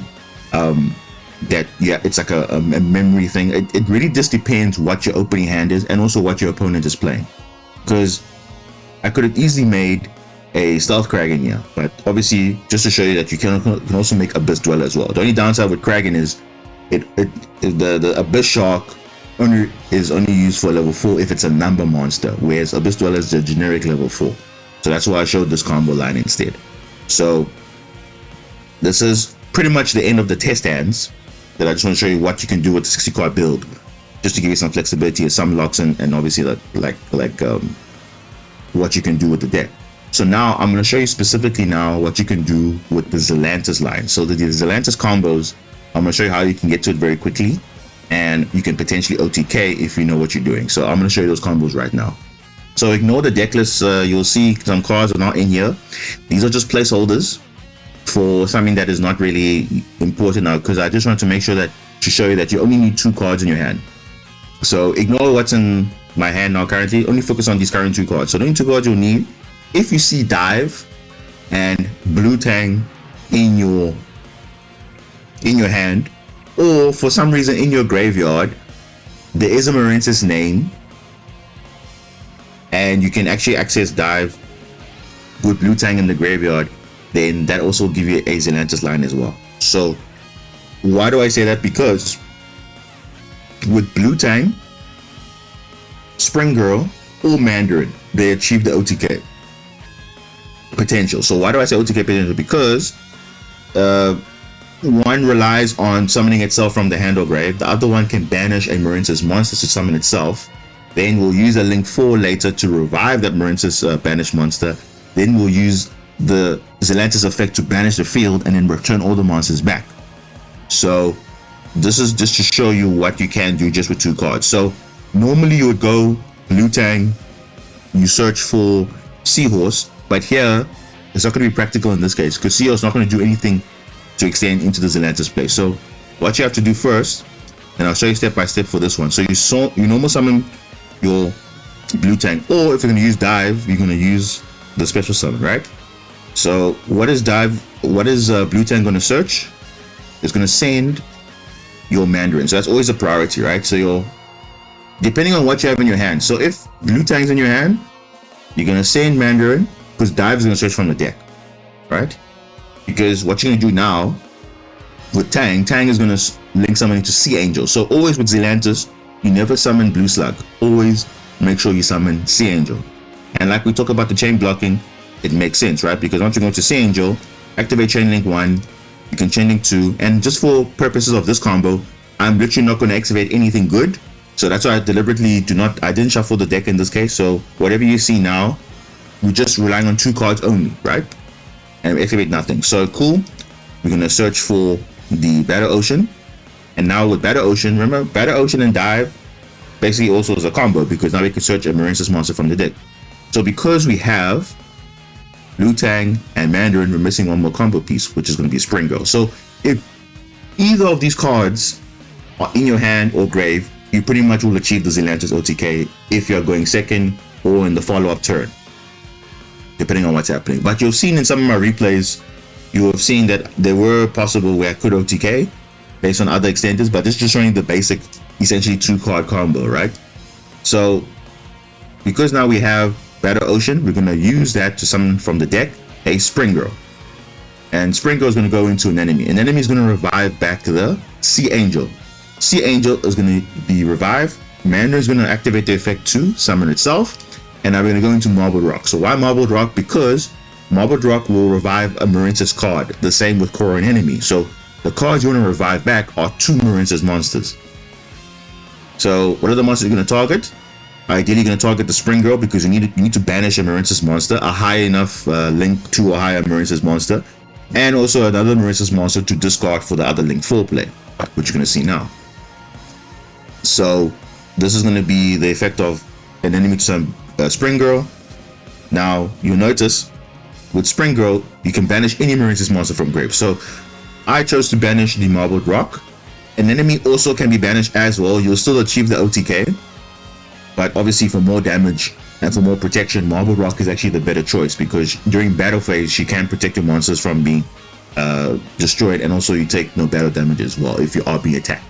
So Marbled Rock is always the preferred target. If you can't get Marbled Rock for some reason, you can also banish Core and Anemone as well, but only if you're going for game, then that will be also fine. So Springirl we use to banish. Then you're going to use the effect of Marbled Rock and your Mandarin to link into Bubble Reef. Bubble Reef is as another effect where if a monster is banished, she'll gain attack, but obviously not going to be useful now in this case. Then we're going to use her effect now to discard the Blue Tang, and going to be reviving back the banished Marbled Rock. So as you can see here, use the effect to banish, and then now we're going to summon into Zealantis. So now Zealantis is now on the field. So Zealantis effect is during the main phase. We're going to banish the entire field. Then we're going to turn all the monsters that were special summoned back to the owner's field as possible, right? So keyword, it says as possible. Now notice, if you go to the top, we had 2 effects that we used this turn. We used dive and we score an enemy. Both of those cards say we cannot special summon for the rest of the turn except for water monsters. So that's important. Why? Because if we use Zealantis and the opponent has non-water monsters, right, they're not going to come back because we're only allowed to special summon water monsters for the rest of the turn. So that also applies to us as well. So if we for some reason have non-water monsters on the field by the time Zealantis effect is activated, those non-water monsters are not going to come back. So fortunately for us, we only have water monsters on the field. And let's say for argument's sake, we gave them this kaiju for some reason. This kaiju belongs to us because we are the owner, so to also come back as well. So even more damage for your opponent. So we're going to activate Zealantis effect, banish the field, and now we can rearrange the field to pretty much where we want to go place it. So the goal with Zealantis is always to place Zealantis in the middle because you want to achieve the co-linking effect, right? Because you know Marble Rock has arrows to the left. So, and obviously Zealantis has obviously up, down, left, right. So that will be a perfect link to go into. So always put Zealantis in the middle, and then you can link off the Springirl into the link 1, which is now finally the blue slug. And then on top of that, because Battle Ocean's on field, we're actually going to equip 3 Marincess link monsters. So she'll gain 3,500 in total, right? So essentially 2,000 attack, which is insane, right? Plus, because she gets a boost from the Battle Ocean, plus she gets the bonus from the link monsters that are equipped. Also, 2,700 also to Marble Rock as well. And you'll see the items in green showing you that Zealantis is co-linked to 2 monsters plus itself. So essentially 3 monsters are co-linked. So therefore every battle phase, if we do have a follow-up turn, it's pretty much popping cards on the field up to 3 times. So you can pop up to 3 cards on the field, including your own, which obviously you won't do that. So if they have a back row or something that will be just with that might disrupt the OTK, you can actually during the battle phase, you can pop those cards if you want to. Remember, it's up to 3. It's not a mandatory 3, so that's something that you have to just look at. So pretty much from here, you pretty much have OTK range. It's 8,700 damage, so it's pretty much a GG from here. So notice this is with the blue Tang combo line. I'm going to show you now quickly, without any commentary, just show you what you can do with Mandarin and with Springirl. You'll achieve the same combo line. And I'll also show you an enemy as well within the OTK as well. So these are going to be quick replays here. Then we'll wrap it up for the combos.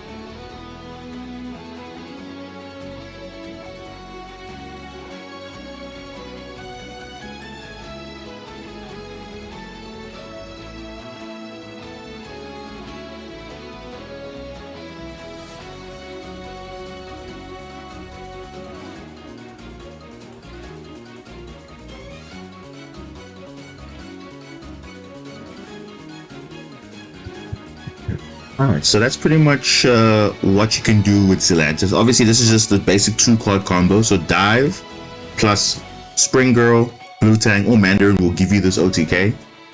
The Pascalis and Seahorse will only give you minimum 6,000.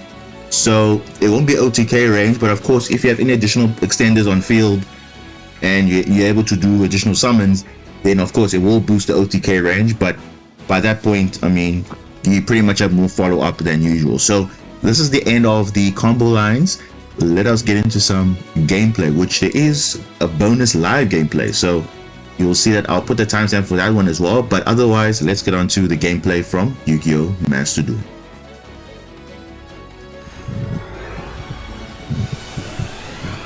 Alright, so this is some gameplay which I'm going to show you guys just a little bit of Marincess interactions with some opponents. So let's have a look at what we're doing with our opponent today. So currently we have branded Despia, well, we think it's branded Despia, but they might be playing a Tearlaments package, which normally sometimes they are playing because I think they have the means to turbo out Masquerade. So using the Tearlaments monsters in the grave to additional fuse is sometimes helpful. But also our hand is actually not too bad as well, because we actually have a call by the grave, which is good to stop their plays in the graveyard, because sometimes they like to send the Albion to the grave, or even just want to trigger Brandon in red, so normally the target is good for that. Then we also have a Gamma Seal for, let's say, a problem monster if we decide to remove it, which we can get back if we do the Zealantis play. And then we have 2 Springirl, which, I mean, it's not bad, but I mean, one is an extender and one is actually a starter, so not bad. And also we have Basilima, which, I mean, should be in the grave, but I'm sure there are many ways to get her into the grave. So that's actually not bad. So the opponent is starting. Again, I'll put the duel log in so you can see what's happening. So the opponent starts with Alibur and searches for branded opening.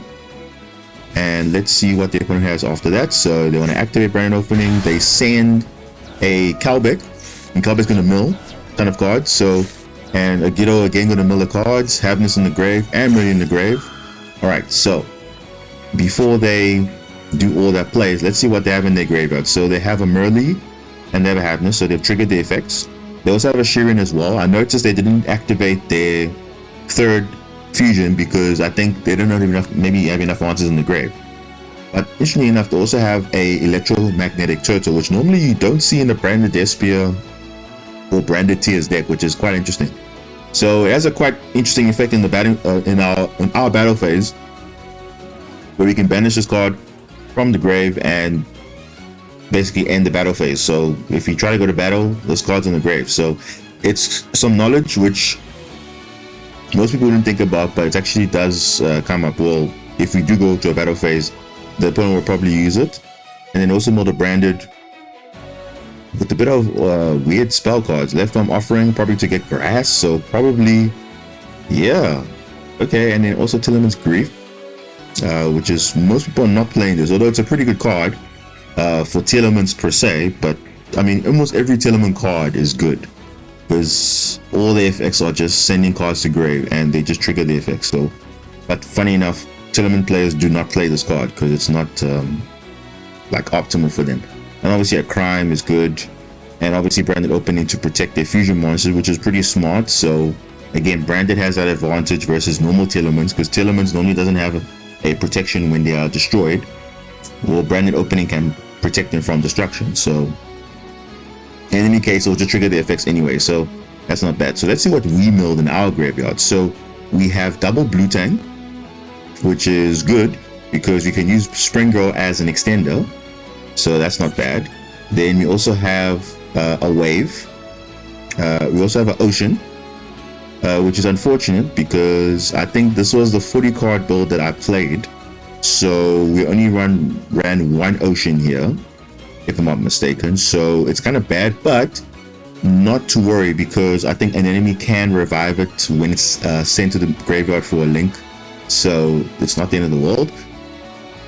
And also we mold another Marincess, which is Seahorse. So we actually do have some extenders in the deck. If they for some reason do want to negate our Springirl, whatever they have on the board, we actually have some plays actually going forward. So let's see what the opponent does. Okay, so they're actually going to mill You actually activate all the Tearlaments girls, which is interesting. All right, so they're gonna first fuse into Masquerade, which is not a problem, makes sense. And then Merlin's gonna fuse with the Ad Libitum into a second Masquerade. So can you see? Basically, it's just Masquerade spam. Branded Tearlaments is not using it for actually summoning Tearlaments. It's just used to summon fusion monsters. Now you see, they kind of messed up there because they had all their fusions activated at one time. So now they can only make a Dragosepelia because they had to resolve the fusion. So now they use Branded Fusion to summon Lubellion. Lubellion is going to discard a card, which is a Shuffler. So again, we have to take note of that Shuffler. So we need to use that Shuffler early. The Tragedy is going to activate as well to add the Ad Libitum back to hand or shuffle into the deck. And they're going to summon a Mirror Jade. So it's actually a pretty good board, I would say.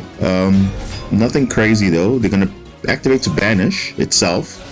Interesting. And Albion's going to reset the Brandon Red, which is good. So that's actually not a bad end board that they have. Okay, so this is kind of a bit of a weird play because they actually activated the effect earlier of Brandon Red because they know they have Ad Libitum in hand. So they actually want to get Branded in red resolved so that Mirror Jade can come back off the effect of Ad Libitum. But fortunately for us, we have a Call by the Grave. So whatever they target, we're actually going to Call by the Grave, and then they have no choice but to activate their Shuffler, which is going to be Kelda. So let's see what happens here. So they target the Tragedy, and obviously Master is going to activate, and then obviously going to bait out obviously the Shuffler. So they're going to shuffle some cards. They'll shuffle our Seahorse and our Calbec. Then we also use the opportunity as well to also banish whatever that face down is, because you don't take any chances. And that is actually a Heartbeat.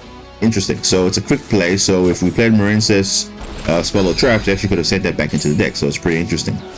All right. So those are some interesting plays that we did. I think it was pretty smart. The White Masquerade doesn't do anything to us because we can always kaiju that away, or we can just play into it. But we also have a Dragosepelia on field, which is a quick effect monster negate. So we actually want to bait out this negate first. So we could go with the Springirl combo, but what I'm actually going to do, I'm actually going to go and tribute the Masquerade because I don't want any more burning effects. We're going to use the Basilema to link summon into the Blue Slug because remember, we do have extended in the grave. So I wanted to add either a Blue Tang or a Seahorse, and the opponent finally uses the Dragosepelia on us. So fortunately, we have resolved all the negates have possible, and now we go into our normal play. So we use Springirl, we banish a Marincess, Blue Tang. Now here I'm going to go for Sea Angel, and I'm going to chain block with the Springirl because it will trigger her effect to add a Marincess spell trap, and also we're going to mill with Springirl to maybe do some burn damage if any. So we're going to send 2 Pascalis, not bad, and we get our Marincess Dive. Now Dive is actually going to search for our monster in the grave, which is going to be Blue Tang. Like I said in the previous combo tutorial, that you don't have to use Blue Tang's effect if she's your starter. You don't have to use Blue Tang as an effect to send a monster from death to grave. You can actually wait and actually resolve Sea Angel. Sea Angel will go into Blue Tang. Blue Tang will go into Sea Angel. Then it's going to do the same thing like we did now with Springirl. We chain block with Sea Angel. So if you have a Dive or Ocean in your hand, that actually will be the safer play because you know at least at a minimum you're going to get one of the 2 back. And if they for some reason negate your Sea Angel, remember you also have your Blue Tang, which is activating in the grave, which is going to activate top 3 cards and add a Marincess card from deck to hand. So it doesn't disrupt you as much if you go for that play. So why did we do this? Because we actually want to send our Mandarin to the grave. So we send Mandarin. Mandarin's going to activate her effect to a zone of water link monster points to. Now we can link off Blue Slug and Tang into an enemy. And the enemy is going to not revive anything, but Blue Tang's going to activate. And I think the opponent realized that they have no further interaction, so they decided to quit. Because we could have gone for the Zealantis play, and would have gotten our Kaiju back, and potentially try to go for lethal. Now, I don't know if we were going to get lethal damage on that front, because let's see what the lands are going to be. But basically, the combo was going to be an enemy, and Sea Angel was going to link off into Marbled Rock. Marbled Rock was actually going to return our actual Battle Ocean, and we're going to get additional card back through an enemy's effect. So we pretty much had full interaction. The opponent pretty much had no plays because they utilized everything. Of course, they did have the electromagnetic turtle, but I don't think it meant anything because just for one battle phase, but they literally had no interaction because all their cards were used and they had no cards in their hand. So even if they had the one card in their hand, it wouldn't have been used. So that's pretty much for this game. Let's go on to the next one. All right, so let's do this. Okay, so this is a pretty good hand, especially now that we're going second, right? So this is actually okay. Why? Because we have evenly match, which, you know, when we're going up, so definitely we're going to go into battle phase, try and activate evenly match. If they don't have a negate on board, it's pretty much going to board wipe their field. We also have a Marincess Dive, which is also good for extension as well. And we also have a Cosmic Cyclone in case for, let's say, evenly match to keep the one card. You can also chain it with the Cosmic Cyclone to also banish that last card that they have. So then there's no further play if it's if they leave nothing. Then we also have Basilema and also Seahorse, which are also good Marincess names because pretty much in any Marincess deck list, whether you're going first or going second, it's always good to have Marincess names in your opening hands, because sometimes if you brick and you have literally just hand traps or spell and traps that are not useful, the only ones that are useful in your hand would be Dive and Ocean, because then at least you can start your plays. But if you don't have a Marincess name, then the Dive is useless because there's nothing in your grave. So at least here we have some options to go into some combo lines here. So let's see what the opponent's playing today. Now, from the looks of the sleeves, they could be playing Ghoti, which is obviously the newer archetype that came out from the recent selection pack. So if you let me know if you guys want to see the Ghoti deck profile, because I have a few you know, engines that work with that deck pretty well, and we can obviously discuss the pros and cons of each. So let me know if you want to see that Ghoti deck profile. So leave a like if you want to see that Ghoti deck profile. If you do want to see it. If you don't want to see it, that's also fine, but I think you guys would be excited for that. So let's see what the opponent is playing actually in this game. And yeah, they are playing Ghoti. So they're going to summon the Pisces, activate the Upper Shark. Pisces is going to banish itself to summon the Leaf Fish. Leaf Fish is going to send a Shift. Shift is going to banish itself to target a monster on field, which is irrelevant because we know Ghoti, like I said in my previous guide when I was doing Black Wings, that Ghotis, they play more on your opponent's turn, because the setup is basically to go into your monsters that can banish itself. So Shift and Pisces are your good targets. The other one, Zep, does not work like the other two, because Zep only works on your opponent's turn. So that's the only downside with that, and doesn't recur itself in the next standby phase. So these two, the Pisces and the Shift, they keep coming back every single turn. So if we banish them face down, they won't come back. So that's the goal, right? Then obviously Develop the Shark and Leaf Fish for extension. We suspect that there is either a impermanence or a Ghoti trap that we don't know, but there's some sort of face down. So that's good knowledge. But we know we have evenly matched, so whatever they set on board is fine, because remember, these monsters are going to come back. And these monsters only can fuse during the main phase. So if we don't do anything, which we're not going to obviously because we have evenly match, we know that they have to either synchro. If they don't synchro, then we're going to banish everything, and they'll be banished face down. So they won't be able to get them in the next turn, which will be turn 4. So let's see what happens. Right, so we draw for turn, which is blue Tang, which is perfect for us because we didn't have to rely on now getting Angel into Ocean and search through Dive blue Tang. But now we can start with blue Tang and go further into our plays, which is insane. So they're gonna get their monsters back, Pisces and Shift, and now we're gonna go straight into battle phase and we activate evenly match. So remember, can you see? They're banished face down, so they're not gonna come back next turn. Then we're also going to chain Cosmic Cyclone after the resolve evenly match to target that banish that face down card. And let's see what that face down card was, and it was an infinite impermanence. So now we can go blue Tang into our Sea Angel, because like I told you, we have a Dive. So if you have a Tang or any Marincess name, you can, but the ideal target would be Springirl and Blue Tang because why they can chain block Sea Angel. Because Sea Angel will search your spell, and then obviously the others will chain block either to add Marincess card or to send for burn damage, which is the Springirl. So because we had Tang, we started with Tang, we didn't activate her effect because you can see on the duel log, we didn't activate her effect yet. We just summoned and we sent to summon Link Angel. So you can see here, you don't have to be, how would I say, greedy or aggressive and just immediately activate the effect. Sometimes you can time it depending on what you have. So obviously they have no interaction on field, because also if they had an Ash Blossom, then what would they Ash Blossom? Because the one that they actually want to Ash Blossom is obviously going to be Sea Angel, because that's normally the target for Imperm or Ash Blossom or Effect Failure or whatever. But in this case, we actually took away the interaction through the Cosmic Cyclone. So Impermanence would have been useful here, because normally they would change the Sea Angel, and then we would use Dive now to then finally send a monster that we need. So in this case, we didn't need to, but I wanted to go for the full line of play. So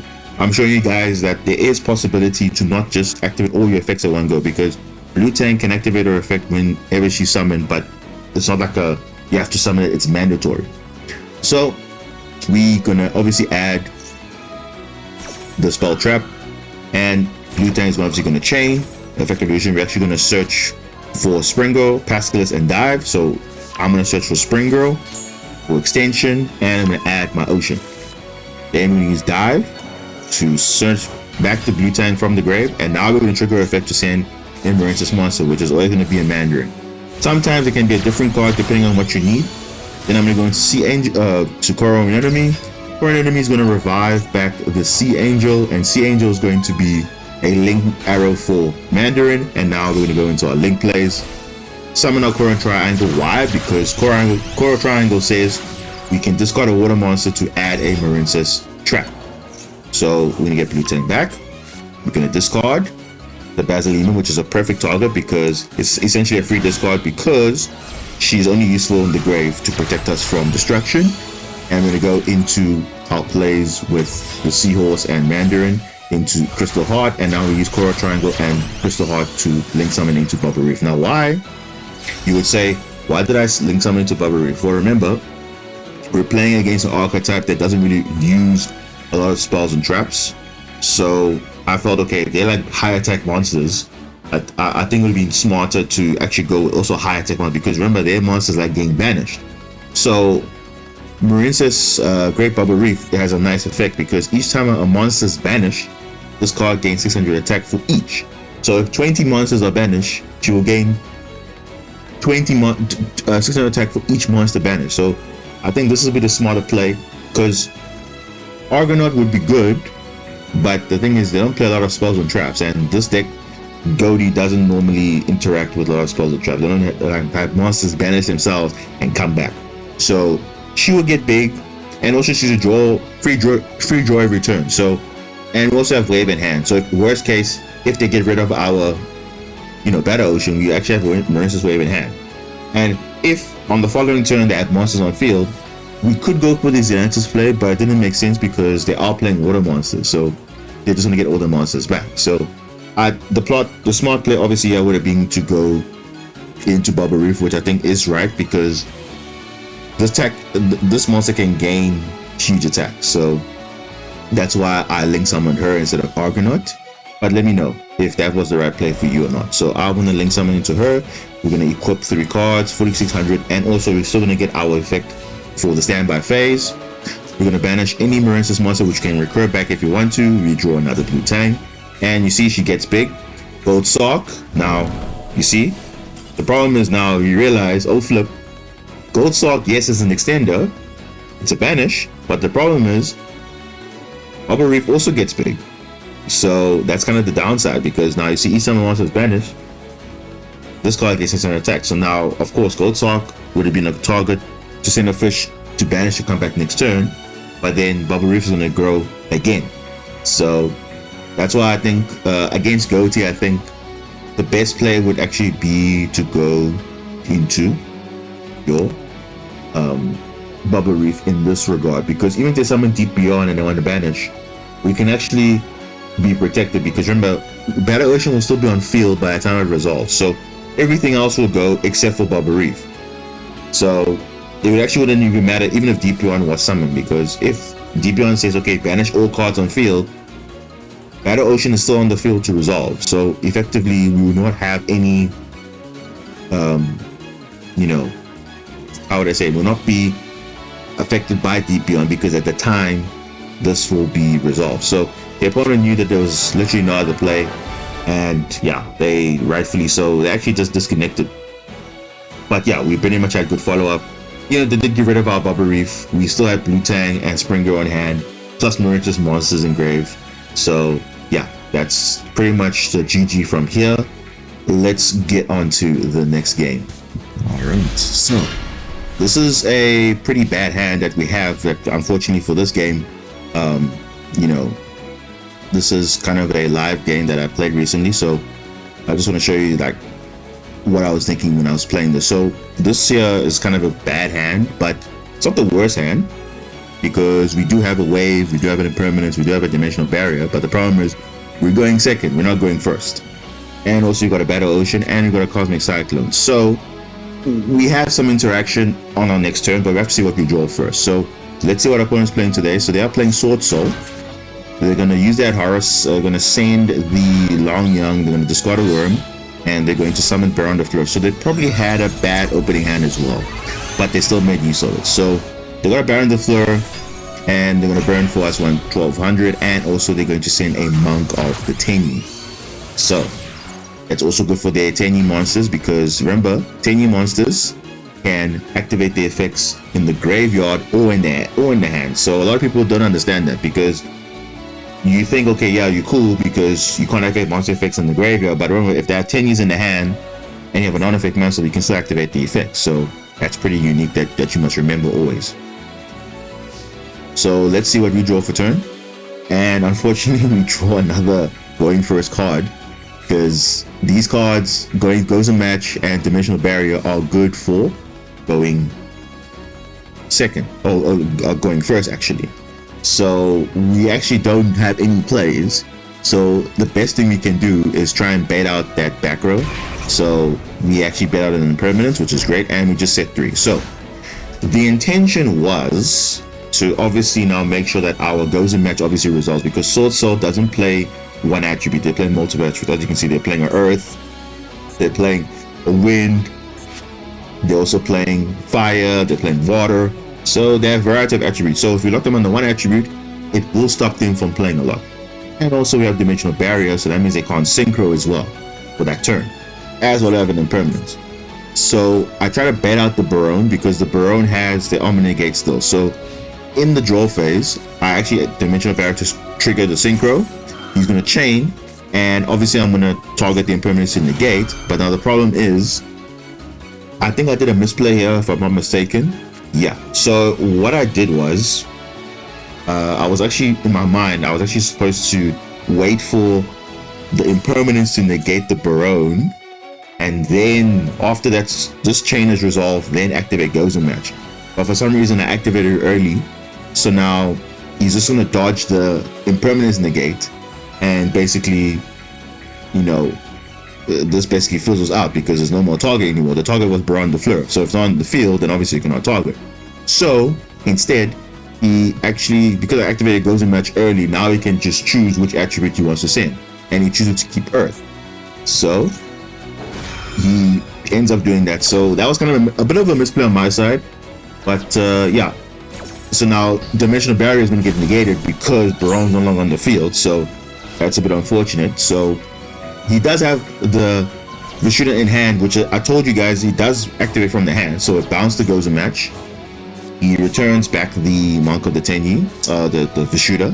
Vishuddha's going to summon itself again, and he's actually going to have the Ash Blossom Synchro into the Changyang. So I think he has a pretty bad Swordsoul hand, it seems like. I think like both of us pretty much brick. So we need pretty much a Marincess monster now. Let's see what we get for turn, and it's perfect, right? So finally we get something that we can actually work with. So you can see he literally has no interaction. The only interaction that you will have will be if we banish something that's going to trigger the Swordsoul Supreme Sovereign Changyang. So, and luckily we have a Marincess wave in hand. So if we have a Link 3 or higher, which you will have, we'll be able to negate the Chen Yang. So let's see what we can do for turn. So I'm gonna go for Seahorse, and this is what I'm saying. So you can see I went straight for Sea Angel. Why? Because, like I said before, if you have the Battle Ocean or Marincess Dive in hand, you don't need to go always into Blue Slug. You can actually go into Sea Angel first to kind of either bet out negates, or if you know enough interaction, get that dive on go, because you do have extension through Battle Ocean. Because if Battle Ocean is on the field, you can actually summon a Marincess monster from your deck, and the target there will be your blue Tang. So here I'm gonna go I make the smart play by going with the Sea Angel, adding the dive. So now I have extension for going into the deck. So my target obviously is going to be blue Tang. Now what is blue Tang going to be sending from the to grave? It's going to be sending the Mandarin, and everyone knows the lines. You knew that in an interaction. I have a wave in hand. If triggers are chaining, I'm going to banish it. So and we're obviously going to get rid of the Monk of the Tenyi, so you won't have any cards to follow up with, like the Shooter and so on. So that was kind of a little bit of interaction again, but you can see, although we had a bad hand, Swordsoul also kind of bricked a bit, but we still made it work. And yeah, the misplay with the Ghoti match, the timing is everything. That's what I'm saying. Sometimes you make a little bit of mistakes, which is totally fine, and you know we interact like that. So let's go on to another game. So we have a live game for you guys. So I think this will be quite interesting to see how the deck can perform, you know, showcasing all my errors and potentially misplays. But yeah, guys, hopefully we can learn from this live interaction, because obviously it is a WCS qualifier event. So yeah, and based on what my opponent's playing, Sprite Blue is the mate. It's a new mate in the shop. But yeah, so let's see what our hand is. So we have a dive, and we have Sea Stealth 2, which is good. We also have a Feather Duster, as well as a Bush Shark for extension, as well as our Seahorse. So I think, you know what I'm going to do for the safe play? I'm actually going to go for the Sea Stealth 2 first to see what happens. You have to have any disruption on your hand or not. It seems like they don't. So here's what I'm going to do actually. I'm actually going to go Seahorse into the Blue Slug, actually, because I would have gone for the Sea Angel play, but I just want to see what my opponent can do, because you do have extension. Try and add it back to the hand, and it seems like they got no interaction. Okay, interesting. So she's a free extender, so let's do that. Summon to a link, and then we can go into the Sea Angel, which is going to add our ocean. Interesting. They got no plays. Opponent, what's happening? Okay, so I think they didn't open any hand traps or interaction. Alright, interesting. So now we can go into ocean. So normally I would go for a Bush Shark, but I'm actually going to wait till the end, because I actually want to summon the Stealth Kraken and so this is going to be purely just Marincess plays. So we're actually going to summon the blue Tang from the deck, which is going to be blue Tang, of course, always a target for deck. If blue Tang's already in your hand, then you can search for something else, but I'm going to go for blue Tang, summon her to this zone. And why do I do that? Because I'm going to send the Mandarin to the grave, and Mandarin is going to summon herself. Or actually, you know what we can do? We can actually free up some room. We can go into, it actually doesn't really matter which one you go to, because you can either go, let's do this actually, let's go into Crystal Heart over here, because obviously we need to control 2 Marincess monsters. Okay, and then we can go into Mandarin now here to see an open link zone. Perfect, and that's fine. Okay, and now we can go into our Anemone. So Anemone is going to be great here, because she's going to be unaffected now through the effect of Crystal Heart. So even if we do a play further, we do have a Bush Shark as a backup. So let's add, hopefully from a blue Tang effect, let's see what we can get. Pascalis, Borea, a Raiho. Yeah, let's add the Pascalis to hand, why not? Not a problem. And we can go into the Coral Anemone to revive back the Crystal Heart.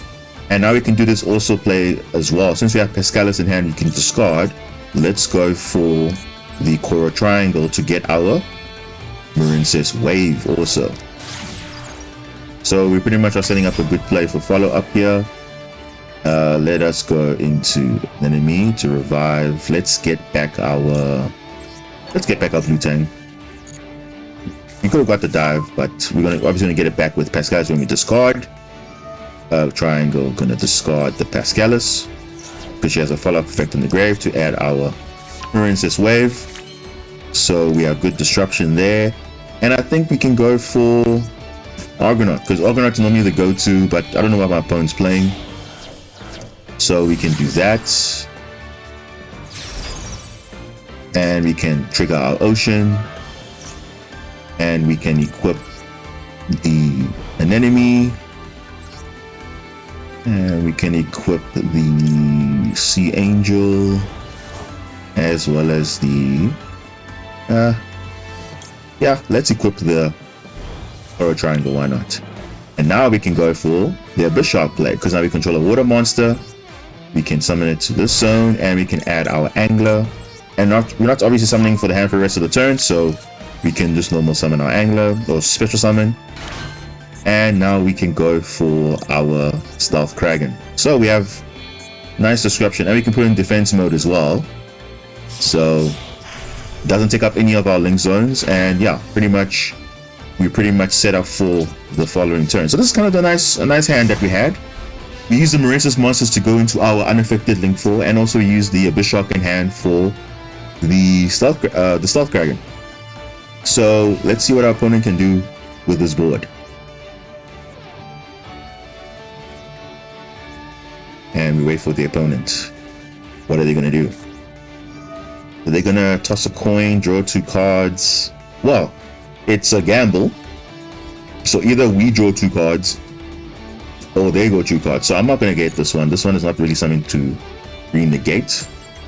And hopefully, yeah, it's an our turn. So now we draw 2 cards for free. Oh, perfect. We get Kurikara and we get Cynet Mining. So not bad. Each player sends 2 cards from the end to the graveyard. Oh, okay. You know what? I'm actually gonna negate this because this is gonna be a problem. I don't want to discard random cards, so I actually want to keep my wave in hand. Yeah, that's right. Yeah, I didn't want to have to take any chances with that one. So that, guys, you can see that. I mean, it wasn't a good opponent. I mean, I don't know what they were playing because we can't obviously show the deck list, but it seemed like some sort of hand destruction, hand looping deck, some weird stuff. But yeah, you can pretty much see from the interaction, even if we didn't get that draw 2, we pretty much had, you know, an ideal setup. So yeah, that's a bit of live bonus gameplay for you guys, just showing you the combos live based on what we have, you know, based on the hand that we put on. I think we had pretty much a goated hand, and funny enough, with no interruptions, we were able to pull off a unaffected link 4 plus a Stealth Kraken. But even if they added disruption, I don't think it would have actually mattered because we probably wouldn't have gotten the Kraken, but we still had the link 4 unaffected. So yeah, I think this is a good showcase of you know, how the deck can play, you know, and I would say the hand was pretty good. So yeah, that's I think that's it for the video. Hope you enjoyed the Marincess guide. I tried to make it as detailed as far as I can because, of course, there's so many combo lines, so many patterns that you can learn. The deck is actually not that complicated as people think it is. If you're new to Marincess, I would say the core is pretty much the same. The extra cards that I added on in the 50 card and 60 card builds in the links I showed you, you'll see those are just for normally extenders. But other than that, the Marincess core itself, it will run perfectly fine. It's really strong, and I think with Zealantis also coming in as well into the deck now at this stage in the game is going to be quite useful. And also it's a good indicator also for the next format, because if people think Zealantis is not good now, wait till next format comes, and hopefully Tearlaments not around, but Kashtira is obviously around. Then you're going to see the real power of Zealantis, because I think people are at the moment underrating the card. And yeah, I think I'm having a great time with Marincess. Obviously, it's not the best deck, obviously, in the format right now, but it's something that it can compete with most decks if you know how to build it right. Because, like I said before, for you to know how your deck works, you obviously need to practice as much as you can. So, fortunately for me, I'm able to practice, you know, even not through Master Duel, like I said, using Edo Pro, or online simulator like Dueling Book or something like that, just to understand how your deck works. Because sometimes it's one thing to listen to someone on a video and then you say, okay, and you copy the deck list and you go into play and you find out, oh, but it's not working for me. How do I know? So you can see now, I've shown you a live gameplay because I'm comfortable with my deck, so I know what I'm working with my cards. For you, you might not need all those extenders. The basic 40 card build that I showed you, if you have your maxis, your ghost spells, and all your nice hand traps, I showed you a 40 card competitive build. Now, obviously, I'm not gonna showcase the competitive build because one, I don't have maxis, I don't have ghost spells, and I don't have triple ash. I only have one ash because I'm free to play in the sense that I don't spend any real money. I've only played the game through gems and earning gems and grinding all the way. So everything that I've earned is basically here. So if you want to see the full competitive, I showed you a deck list, and yeah, that's kind of like your best version to play Marincess. 40 cards, clean, nothing funny. It's very good, but I think mine is also kind of okay. Of course, I'm missing hand traps. Of course, I have DD Crow and other stuff, but you know, my deck is pretty good. I would say whether it's 40 card, 50 card, or even 60. Especially, you know, in the meta now where milling is always a thing and always like that, I think it's good to have, you know, options, because sometimes, you know, negates are always going to be there. So sometimes in my mind, when I'm deck building, I'm thinking, okay, I need to play around through many negates, disruptions, whatever. So even though I have like one card in hand and like 4 hand traps or vice versa, I'm always thinking the worst case. So that's kind of how my mindset is when I'm building these decks. It's not just, oh, okay, I'm just building a deck and then just going for it, because sometimes the optimal play, you won't always reach it. So in this case, you can see in this example here, without any interactions, can you see I was also able to have a full setup board, and on top of that also throw in, you know, a wave, you know, the Sea Stealth 2s on play, the Kraken. These are all additional, but we achieved our basic play from our Marincess play. So that's it from me, guys. So let me know, how do you feel about Marincess? Of course, it's not the best deck in the format, but I feel like it does have a chance. Definitely for climbing in the ladder, it's very good. Diamond 5, definitely can get to Diamond 5. Probably after that, you might have to change up your deck because it does get a bit rough in Diamond. I know last season when I reached Diamond, it was crazy because every time you're just saying tier all the way, and if you're not playing a version of tier, you're kind of going to get swept a lot because those shufflers are a real problem. Even with the semi limits, it doesn't really help because yeah, the deck is just crazy. But yeah, anyway guys, that's enough rambling from me. Let me know your thoughts about Marincess in the comments below. Let me know what deck profile you want to see next.